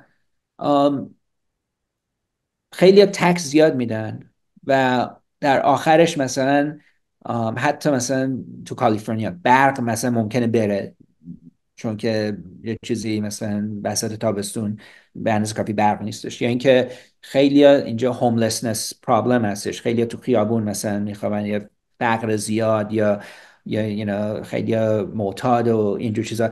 اینجور چیزا یه چیزاییه که دولت زیاد کمک نکرده و یه دلیل این که اینا رو نکرده اینه که خیلی ویست زیاده. یعنی میخوان یه از ترین بذارن از لس آنجلس تا سان فرانسیسکو، مثلا 50 بیلیون دلار خرج میکنن، هنوز 1 متر اون چیزا نذاشتن. right؟ یه چیزای crazy like that. این واسه هم که ایلان ماسک بیاد و انوالو باشه و بتونه یه ذره اینجور چیزا رو شیپ اپ بکنه، مثلا خیلی مهمه. ایلان ماسک اینو نشون داره که تو کمپانیاش اینجور چیزها رو میتونه خیلی خوب حل بکنه. wasteful spending و کارهایی میخواد انجام بده که همه بگن it's not possible. right؟ و اینو من یه چیزی که فکر میکنم اینه که هیچ کس نباید بر علیه ایلان ماسک شرط ببنده، چون که خیلی آدم قویه و خیلی هر کاری که گفته انجام داده. و من خودم حالا دفعه قبل وقتی که ترامپ اومده، دفعه اول که ترامپ اومدش، من یه ذره خودم زیاد خوشم نمی آمد از ترامپ، و چون که پالیسیاش و اینجور چیزا. این دفعه برای اینکه کسایی مثل ایلان ماسک و اینجور چیزا دور و برش هستن، به نظرم برای تک و برای کمپانی های بزرگ و کوچیک خیلی اپورتونیتی بهتری میشه. و چون که میخوان government spending رو بیارن پایین، میخوان efficientش بکنن. و چیزی هستش که دولت آمریکا مثلا 70 سال هی داره بزرگتر و بزرگتر و بزرگتر و بزرگتر میشه و خیلی چیزاش الان دیگه doesn't make sense. الان دیگه لازم نیست. و خیلی چیزایی هم که مثلا رگولیشن ها، این مثلا الان من داشتم یه جا دیدم که 180,000 صفحه رگولیشن دولت آمریکا هستش. انقدر رگولیشن زیاده و هر سال هم این رگولیشن رو هم اد میشه، هیچی ریموو نمیشه. من الان مثلا میخوایم خودمون مثلا به این کمپانیا که میخوایم مثلا بریم و اپرووال بگیریم، وحشتناک مشکله. من مثلا میخوان مثلا یه خونه بسازن تو آمریکا، وحشتناک مشکله. یه چیزایی هستش که انقدر دیگه گذاشتن رگولیشن که همه چیز خیلی مشکل شده و این مشکل شدن خیلی جلوی رشد و اینجور چیزا رو گرفته. نه حالا نه اینکه همه رگولیشن رو باید بردارن، ولی باید یه کاری بکنن که بالانس باشه. یعنی به اندازه کافی رگولیشن باشه که چیزایی مثل سیفتی و اینجور چیزا بمونه، ولی انقدر نباشه که دیگه هیچ کاری نشه کرد. و برای این چیزا به نظرم ایلان ماسک خیلی آدم خوبیه. آره اصلا فکر کنم خیلی از این پیچیدگی های سیاسی و این زیاد شدن مثلا قوانین میتونه با اومدن AI حتی توی گاورمنت ها هم حل بشه. یه دونه تاک از ایلان ماسک دیدم دیروز، من تقریبا هر روز نگاه میکنم اینا رو توی یوتیوب، حالا چه سم آلتمن چه ایلان ماسک، هم لیسنینگم رو بهتر کنم هم یکم بیشتر یاد بگیرم. ایلان ماسک داشت میگفت که پیرو حرفی که شما زدین داشت میگفت من خیلی دوست دارم کاری بکنم که آدما دسترسی به اطلاعات آزاد داشته باشن، حقشون رو داشته باشن، اگر مثلا جای مالیات میدن یه جای دیگه حتما از ایمپکتش رو ببینن. بعد ازش اون مجریه پرسید که اونی که باش اینترویو میکرد، گفت آیا پلن داری گوشی موبایل تولید کنی مثلا گوشی تسلا؟ و گفت که الان اصلا. بعد گفت در چه حالت تولید میکنی؟ گفت وقتی که یه دفعه شرکت هایی مثل سامسونگ و اپل بیان آزادی اطلاعات از مردم بگیرن و بخوان چیزی رو سانسور کنن یا چیزی رو دیلیت کنن، من اون موقع است که 1 ماه گوشی خودم میارم بالا. آره این خیلی توی فری سپیچ الان یه خیلی اکتیو شده و اینه هر موقع مثلا یه چیز جدید پیکاپ میکنه و هر موقع مثلا یه چیز جدید پیکاپ میکنه یا خیلی پشنت توش میشه. و اینترستینگ ایلان ماسک اینه که اون چیزای قبلیش هم هنوز کنتینیو میکنه. یعنی این وقتی نیستش که یه چیز جدید پیکاپ کنه بقیه رو ول کنه، ولی اون اصلا هر چیزی اد میکنه به خودش، هی چیزای جدید پیکاپ میکنه و doesn't well. برای همین به نظرم این مثلا همین اکس حالا خیلی اینجا کانتروورشاله، بعضیا که مثلا بیشتر مثلا طرفدار دموکرات ها هستن و اینجور چیزا میگن مثلا اکس رو دیگه میخوان بویکات بکنن و برن جاهای دیگه برای سوشال میدیا. ولی همین اکس کاری که مثلا کردش، مثلا وقتی خریدش 80% این آدمایی که اونجا کارین کردن بهشون گفت دیگه نیاین. و اکس هنوز داره خوب کار میکنه و حتی سریعتر داره اینویت میکنه تا قبل از اینکه ایلان ماسک اونجا باشه. و این فقط یکی از 7 کمپانیه که داره ران میکنه. این آدم مثلا یه چیز خیلی اینسپیریشنال واسه من همیشه، حالا ایلان ماسک رو گفتی، من رول مدل جدیدم ایلان ماسکه، چون که واو. من میخوام ایمپکتی درست کنم که در آینده مثلا به بزرگی ایلان ماسک مثلا باشه. مثلا من الان فکر میکنم اگه مثلا بتونیم بافت بدن درست کنیم جوری که واقعا کار بکنه در انسان و هر کسی که دیگه مشکلات داره از هر نوع مرضی بتونه این بافتای بدن رو استفاده بکنه. به نظرم اون دیگه یه ایمپکتی که مثلا به یه از 7 کمپانی ایلان ماسک میشه به اندازه اون ایمپکت. حالا اگه اونو 7 بار تو کارهای مختلف انجام بدیم بعدش میشه بهتر پیدا. البته ایلان ماسک الان میشه بگی 8، چون که تو پالیتیکس هم رفته اون چیز آره 8. آره. آره چرا که نه. من لحظه شماری میکنم شما به اون گولی که دارین برسین و بیاین توی اپیزود من افتخار بدین و خیلی در عالی. موردش صحبت کنیم.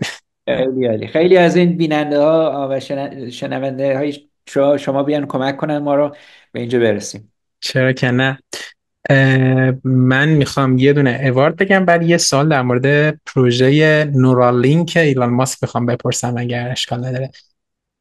این اوارد، این در واقع چیزی بود که من توی جمله بود که توی سایت تراساکی دیدم، این که از دانشگاه استنفورد که دکتر علی خادم حسینی یکی از 10 دانشمند برتر در حوزه بایومدیکال انجینیرینگ است و ما به شما افتخار میکنیم. تاپ 10.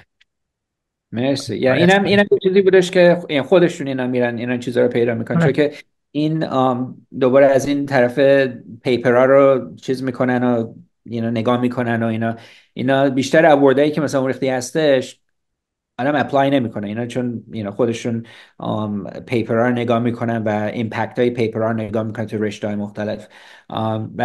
ولی مرسی چیز خیلی هامبلینگه. بعد مرسی. میدونید من اینو میگم چقدر حس خوبیه برای کسایی که تو ایرانن، چون من خب 2 سال اومدم و این پادکست رو 4 ساله دارم. یعنی من 2 سال اول ایران بودم و من اون موقع که تو ایران بودم مثل این که خاک ایران اینجوریه، وقتی توی ایران هستی، توی خاک ایران هستی و میشنوی یک ایرانی توی امریکا مثلا به عنوان تاپ 10 دانشمند توی استنفورد شده، به خودت خیلی میبالی. و من اینو از قصد میگم اینه که به همه کسایی که هر جای دنیا هستن مخصوصا تو ایران بدونن هیچ چیزی واقعا نشدنی نیست و وقتی که دکتر خادم حسینی تونستن، یعنی شما هم میتونید اگر تلاش کنید، اگر اون استانداردها رو طی کنید، اگر زحمت زیاد بکشید. پس امیدتون رو از دست ندید اگر تو ایران هستید و دچار چالش‌های اقتصادی، سیاسی، اجتماعی هستید. درست. نه یعنی دقیقا من باید اگری میکنم، چون که و من همین داستانایی که میگم در مثلا این که مثلا 5 سال من شب تا صبح تو لب بودم و پابلیکیشن نداشتم right. و همین که من MIT و جای دیگه اپلای کردم و ادمیت نگرفتم right. یا اینکه خیلی شکستایی که آدم میخوره. و همین الان مثلا هر کاری که مثلا تو اوارد رو میگی، ولی واسه هر اووردی که هستی 100 تا شکست توش هست، چیزای مختلف. مثلا ما هر موقع من پیپر میفرستم ممکنه ریجکت بشه. هر موقع من پروپوزال میفرستم برای مثلا از دولت پول گرفتن 90% اونها ریجکت میشه. خیلی شکست زیاده right. و تو هر رشته ای هستی، همین مثلا ایلان ماسک یا دونالد ترامپ، اینا مثلا چیزایی که بر اونا پرتاب میشه یک صدامش رو به من پرتاب کنی من اصلا میرم زیر خاک 100 متر. واسه همین هرچی آدم بزرگتر بشه و بیشتر مثلا بره جلو، بیشتر از این چیزا رو میگیره، پوشبکش بیشتره. و و اینه که باید آدم خودش هی رشد بکنه و هی قوی‌تر و قوی‌تر بکنه خودشو. یعنی همین کسی ایلان ماسک مثلا نگاه کنی خیلی سختی کشیده. مثلا حالا یکی ممکنه فکر نکنه بگه ایلان ماسک مثلا 300 بیلیون دلار پولشه، ولی ریسکای بزرگی کرده و حتی موقع هایی بوده که مثلا یک چیز درست نمیشد ممکن مثلا تولی بانکراپت بشه، یعنی هیچ پولی دیگه نداشته باشه، چون تمام پولاشو گذاشته روی مثلا روی چیزی که مثلا واقعا فکر کرده و بولیو داشته روش right؟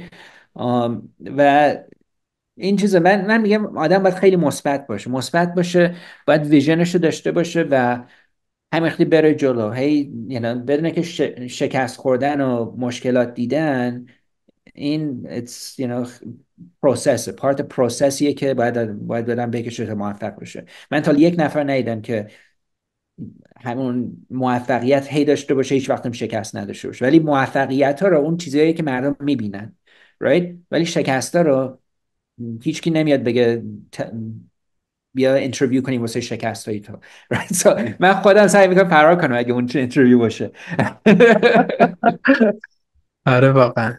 ولی خیلی خیلی خوب گفتین این شکست ها جزء پروسس، چون وقتی آدم میاد، مثلا من خودم اولی که مهاجرت کرده بودم مثلا یه دفعه شکستی رو حس می‌کردم، اصلا هیچی مثلا بهم انقدر فشار میومد نمیتونستم بپذیرم. ولی هرچی میگذره مثل اینه که قدرت آدم زیاد میشه و اگر ما بتونیم یاد بگیریم که هر سری قرار از قبل قدرتمندتر بشیم و با ظرفیتمون بیشتر میشه، نگران نباشیم، بالاخره این روزا میگذره، بهمون حالا امید بیشتری میده. میگم من یکم بیشتر ناراحتم بابت اینکه دوستان داخل ایران بعضی وقتا خیلی امیدشون از دست میدن، مثلا در صورتی که اونقدر همه چیز دارک نیست. یعنی میگم من خودم کسی هم که تازه از ایران اومده و الان اومدم اینجا، میبینم اینجا هم خیلی سخت، خیلی سخت، خیلی زیاد سخته. یعنی شاید من حتی بیشتر، چون بیشتر، حالا نمیخواستم بگم ولی واقعا بیشتر. آره وقتی که تنها میره یه جایی مثلا مهاجرت میکنی تازه مشکلات شروع میشه right؟ so من خودم حالا زیاد وقتی بچه بودم زیاد حرف نمیزنم، ولی وقتی که مثلا حتی بری یه کشوری که زبون بلد نباشی و پول زیاد آدم نداشته باشه و خانواده نداشته باشه، اینجور چیزا همش خیلی مشکلات دیگه. ولی این یه چیزی هم که خوبه اینه که این مشکلات رو آدم من همیشه میگم این مثلا بچه من زندگیش خیلی فرق داره تا بچگی که من بودم right؟ و من همیشه سعی میکنم اگه بتونم یه ذره مشکلات جلوش بذارم، چون که این مشکلات خیلی مهمه برای اینکه آدم مچور شدن و بتونه تو زندگیش موفق باشه. من همین بچه بودم میگم خیلی مشکلات زیاد بود و اونا خیلی به نظر مهم بوده واسه اینکه من بتونم برم هی جلو. دقیقاً. اه، و مرسی که به هر حال اینا رو به اشتراک میذارین. میخواستم در مورد پروژه ایلان ماسک، این نورالینک کم صحبت کنیم که حالا غیر از اینکه خود این پروژه به نظر شما چقدر شانس برد داره و اینکه چقدر در آینده میتونه دنیا رو تغییر بده و من یه دفعه چیپست بذارم این پشت که به قول ایلان ماسک قیمتش هم اندازه اپل واچ و میتونم خیلی بهتر بشم، غیر از این آیا میشه تو ژنتیک هم از این استفاده کرد؟ یعنی ژن رو تغییر میده یا نه؟ و اینکه آیا امکان داره بچه قبل از به دنیا اومدن بشه واسش این کارو کرد که اصلا وقتی به دنیا میاد از ای آی باهوش‌تر باشه؟ آره این چیز خیلی اینترستینگیه. مینی ایلان ماسک از یه نظر کاراش خیلی obviousه right؟ همیشه آدم فکر میکنه اوکی آینده چطوره right؟ آینده نشون بده به من آینده چطوره. هزار تا فیلم توش هستش که آینده رو نشون میده و کسایی مثل ایلان ماسک میگن اوکی این آینده رو چطور ما میتونیم you know انجام بدیم، یه کاری بکنیم که این آینده درست بشه.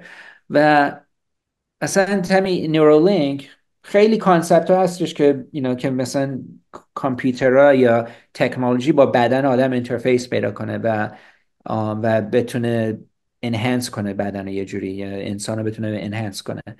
ولی ایلان ماسک الان داره روش مثلا کار میکنه و اولین کاری که میکنه خیلی مثلا این اختی نیستش که مثلا خیلی ادوانس باشه، کارهایی هستش که میشه مثلا انجام داد، تکنولوژیایی که هستش که آردی توش تکنولوژی دیولپ شده، ولی هیچ کسی اون کار رو انجام نمیده. هیچ کسی نمیره بگه که ما حاضریم یه برین ماشین اینترفیس بذاریم که مثلا واقعا کار کنه. خیلی مثلا توش ممکن تمام عمرشون تحقیقات بکنن توی اینجور چیزا، ولی آخر این ایمپکت رو نزن. و من مثلا این چیزی که ایلان ماسک داره اینه که میگه اوکی من آینده رو میخوام ببینم و میخوام آینده رو درست بکنم. و الان این کارهایی که میکنه واسه نورولینک، به نظرم در آینده حالا ژنتیکلی اگه میخوای چیزی رو مودیفای کنی از طرف نورولینک و اینا به نظرم لازم نیست بکنی. خیلی سیستمایی هستش که مثلا خیلی جورای دیگه هستش که میشه آدم برداره و ژنتیکلی مودیفای بکنه، حالا حتی امبریو رو اینجور چیزا، تا اینکه مثلا یعنی چیزایی عوض کنه. مثلا همین این توی چین یه چند سال پیش یه پروفسور رفتش و این یه جینی رو مودیفای کرد توی امبریو که این بچههایی که به دنیا آمدن ازش مثلا ایدز نگیرن، چون یه چیز مشکلات بودش که مثلا چانسی که ایدز بگیرن مثلا زیاد بود. و این آردی انجام شده و خیلی هم یارو خیلی مشکلات دید بعد از اون، چون که تمام دنیا بهش گفتن که این کار رو نباید انجام بدی، نه هیچ وقت نباید مثلا بریم توی امبریو و ژنتیکلی مودیفای بکنیم و اینجور چیزا. واسه همین فایرش کردش دانشگاهش. همه کسایی که باش انوالو بودن روز اولی که این پیپر اومد همه گفتن چه ما هم بودیم اینجا. روز دوم همه فرار کردن چون انقدر پوش بک زیاد شده. ولی حالا تکنولوژی ایلان ماسک به نظرم تا چندین سالهای دیگه فقط روی همین کسایی که پراپلیجک هستن و اینجور چیزا، که کسایی که نمیتونن بدنشون رو تکون بدن و یه جورایی بتونن یه اینتراکشن داشته باشن با outside of the body با از طرف برینشون، این کارا رو میشه مثلا بهترین چیزی که میتونن فعلا انجام بدن. تا اینکه دوری بشه که خیلی ادوانس بشه تکنولوژی که بتونن human beings رو اسمارت تر بکنن و اینجور چیزا، هنوز مونده و خیلی از این مشکلاتش هنوز ساینتیفیکلی حل نشده. مثلا وقتی مواد مثلا میذاری توی بدن، سریع دور بدن یه دور این موادی که میذاری مثلا یه فاولینگ میشه، یه سلولا میان و کارهای مختلف میکنن که این اینو مواد رو از بدن جدا نگه دارن. و این مثلا وقتی که نورال پروب میذارن، این چیزایی که نورولینک میکنه، بعد از یه مدت این یه دیوارایی دورش بدن میذاره که مشکل تر میشه الکتریکال سیگنال بره به اینا. و اینجور چیزا هنوز خوب حل نشده. واسه همین الان تکنولوژی که مثلا داره درست میکنه به نظرم خیلی اینترستینگه، ولی آماده نیستش که هر کسی بتونه یه چیزی پشتش بذاره. حالا در آینده همه چی پاسیبل هستش، مثلا ممکنه AI بیادش و یه موادی درست کنه که توی بدنم بتونه خیلی راحت این مواد بمونه و حتی بدن انسان این مواد رو به عنوان خودش بدونه، سو زیاد سعی نکنه که دیوار درست کنه بینش و اینجور چیزا. ولی الان بهترین اپلیکیشن نورولینک همینی که میکنن که بتونن کسایی که نمیتونن پا و دستاشون رو استفاده کنن یه جوری بتونن اینترفیس بکنن با چیزای اوتساید. چقدر عالیه. یکی از سالهایی که خیلی آدینس پرسیده بودن در مورد دراگ دیسکاوری بود. کشف داروهایی که مثلا تا حالا وجود نداشته و اینها، و خیلی از مریضیایی که امکان داره بشه درمانش رو پیدا کرد. فکر میکنید تا 10 سال آینده تو دراگ دیسکاوری چه تحولاتی ایجاد بشه، چه تغییرات بزرگی؟ آره، به نظرم بیشترین چیزی که عوض میشه اونجا همین این AIه. چون AI الان خیلی داره پیشرفت میکنه توی همین مولکولا، که چطور این پروتینا با DNA ممکنه اینتراکت بکنن، چطور پروتینا ممکنه و مولکولای کوچیک میتونن با پروتین اینتراکت بکنن، و اینا تمام چیزایی که دراگز اینا تمام دراگز ها از این چیزا درست میشه. واسه همین AI به احتمال زیاد تمام دراگ دیسکاوری رو چینج میکنه. Now یه چیز دیگه هم که ما انجام میدیم که ربط به این داره اینه که وقتی که یه مولکول جدید مثلا کشف میشه یا AI میگه این مولکول خوبه، این مولکول رو چطور میتونیم بگیم که خوب هستش و روی انسان به عنوان مثل زهر نیستش، مثل انسان بد نیستش. و جوری که این میشه کردش اینه که ما یه همین بافتای بدن که میسازیم، یه بافتای بدن انسان درست میکنیم و این بافتای بدن استفاده میکنیم که ببینیم این مولکولایی که درست کردن روش چیکار میکنه و اگه این بافتای بدن رو ممکنه بکشه یا نکشه، اینجور چیزا. و همش توی این بیرون از بدن انجام میشه که وقتی که مثلا برسیم به بخوایم روی یکی تست بکنیم، نه فقط روی موش و اینجور چیزا تست شده ولی روی بافتای بدن انسان هم تست شده باشه. و به نظرم اون دو تا چیز خیلی سریع میبره دراگ دیسکاوری جلو. یکی اینکه AI که مولکول رو دیسکاور بکنه و یکی اینکه این رشته‌ای که بهش میگن ارگنز آن چیپ، رشته‌ای که ما میتونیم بافت‌ها رو درست بکنیم و این دراگ رو توش تست بکنیم. این دوتا دراگ دیسکاوری رو خیلی سریعتر میکنه، ولی هنوز باید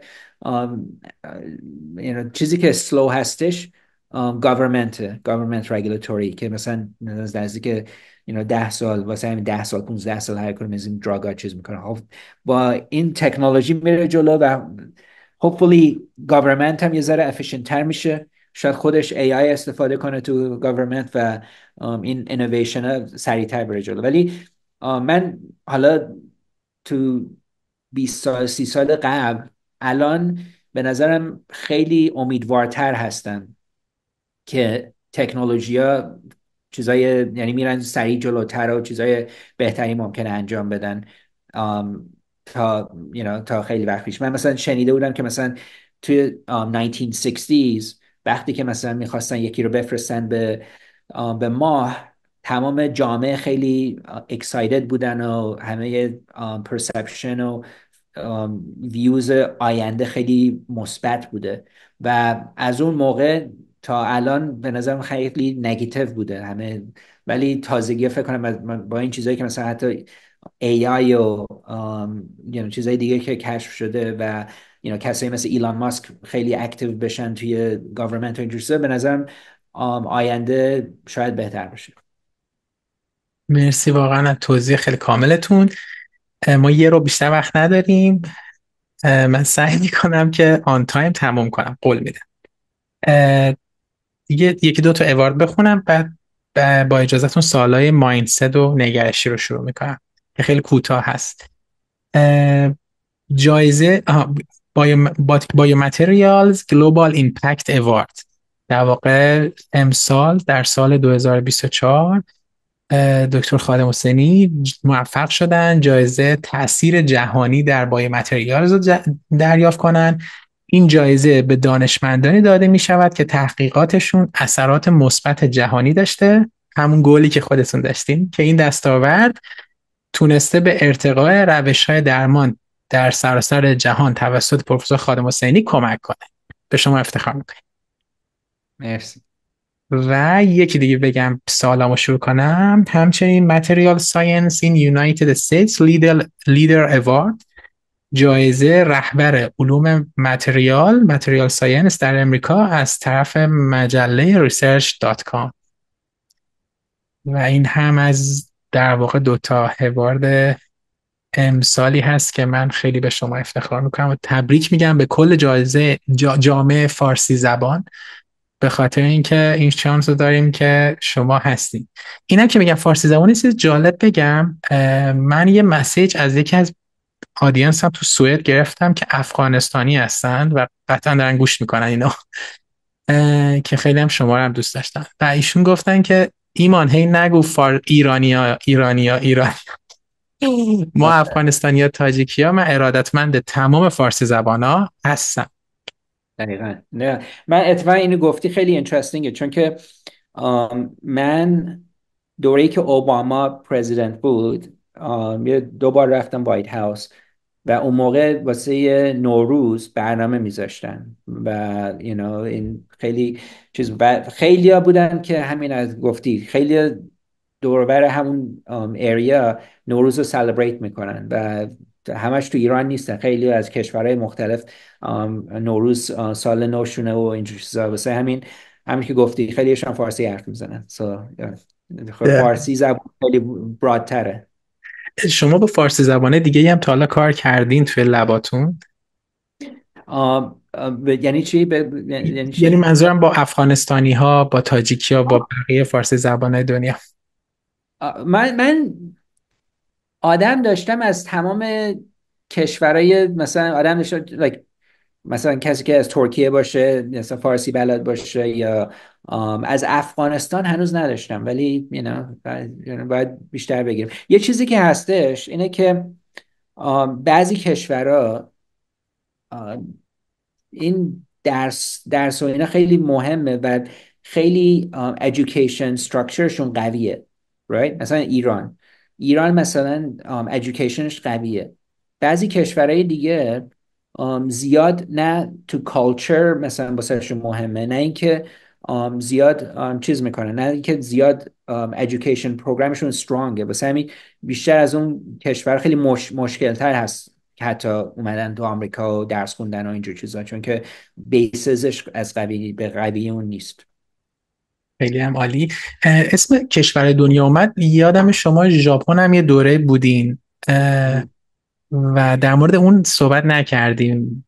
اونجا چه تحقیقاتی میکردیم؟ اتفاقا همین نسیم خانم که گفتی یه مدتم اومده بود ژاپن. من وقتی که یعنی خانواده نداشتم و اینا، من سالی مثلا 200 روز مسافرت میکردم، خیلی همه جای دنیا میرفتم. و یه مدتی نزدیک مثلا 7 8 سال من یه دانشگاه توهوکو یه پروگرامی داشتش که یه فورن ریسرچر اونجا یه لب باز بکنه. این دانشگاه توهوکو توی سندای هستش و من اونجا توی لب داشتم که مثلا هر سال چندین بار من میرفتم اونجا توی ژاپن و 4 5 تا دانشجو داشتیم که اونجا کار میکردن و خیلی اینترستینگ بود، چون که وقتی که اینجا صبح بود اونجا شب بود و انگار اینکه میشه 24 ساعته کار کرد.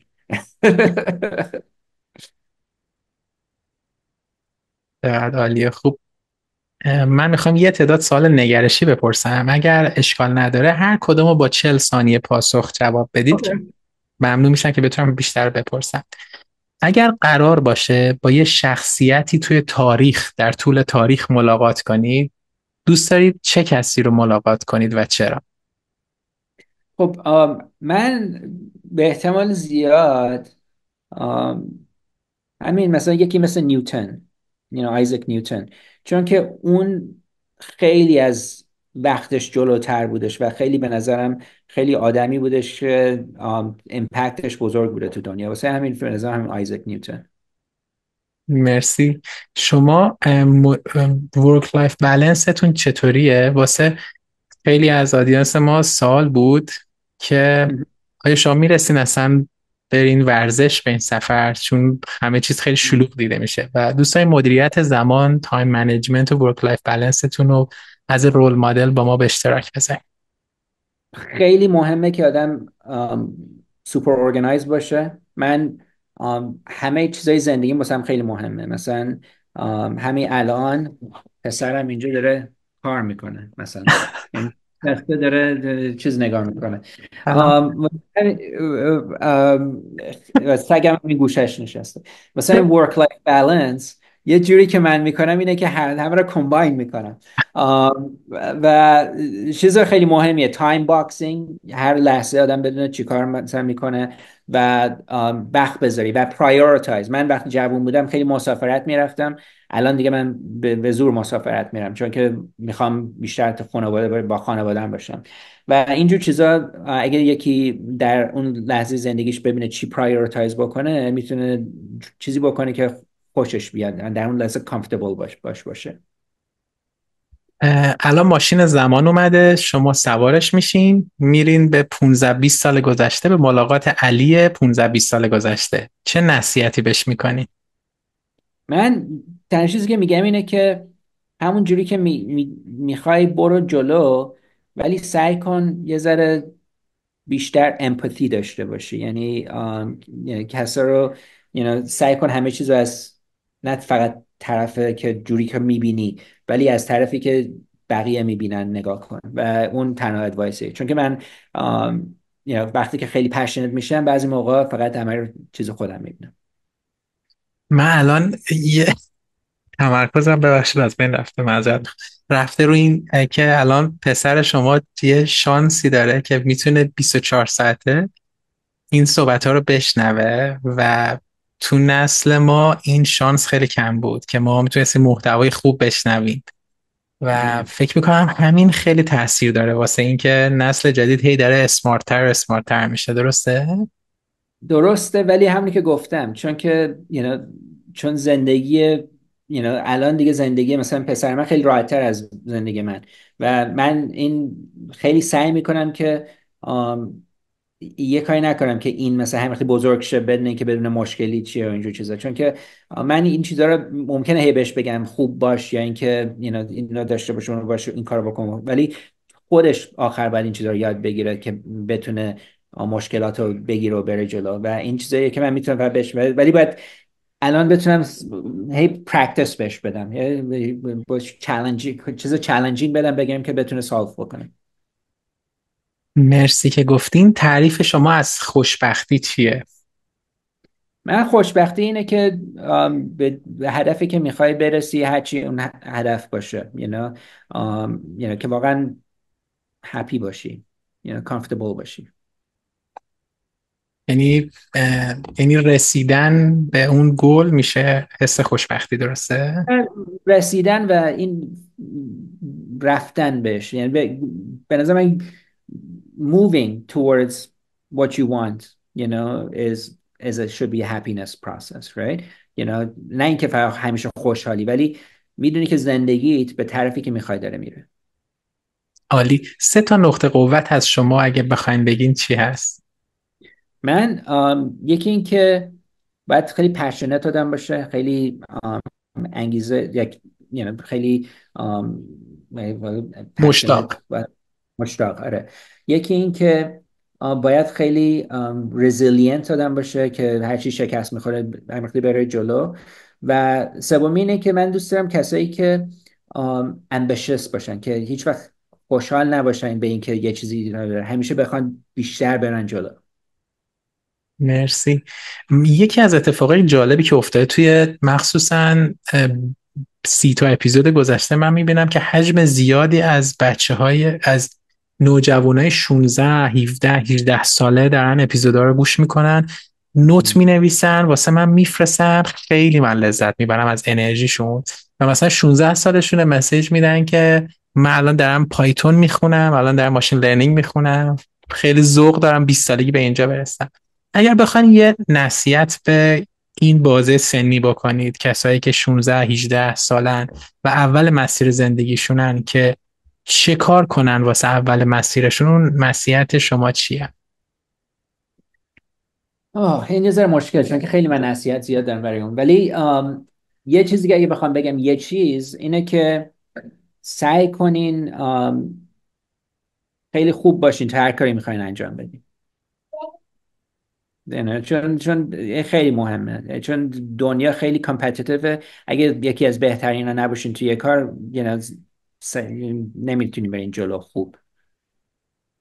مرسی. میدونید حالا متاسفانه خیلی ایرانی ها یاد نگرفتن که اصلا از منتور استفاده کنن و چرا به نظر شما داشتن منتور تو مسیر پیشرفت خیلی موثره؟ خب یکی که اون کارا رو آردی کرده، رفته مشکلات رو دیده، کارهای درست و غلط رو دیده، خیلی میتونه همه چی رو راحت تر بکنه برات، میتونه خیلی کمک بکنه و آم، بتونه همه چیز رو more efficient بکنه برای تو، و حتی نشون بده که مثلا آینده ممکنه چطور باشه. به نظر شما AI میاد که خیلی از شغلها رو بگیره و زندگی رو واسه مردم پیچیده کنه، یا یکم مسالمت آمیزتر میاد؟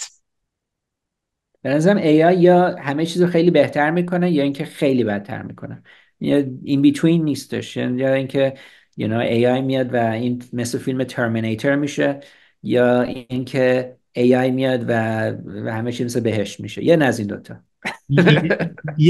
من سخنرانی وحشتناک دیدم از ایلان ماسک. وحشتناک که منظورم کانتنتش خیلی ترسناک بود. این بود که مال همین اخیر بود، داشتن ازش میپرسیدن که AI در آینده چه کارا میکنه. بعد گفت که اگر مثلا توی 100 سال آینده بشر همینجوری دووم آورده باشه، با فرض اینکه دووم آورده باشه، AI قرار کمک کنه. و دقیقا پاسخ شبیه شما بود، یا میاد کمک میکنه یا نابود میکنه.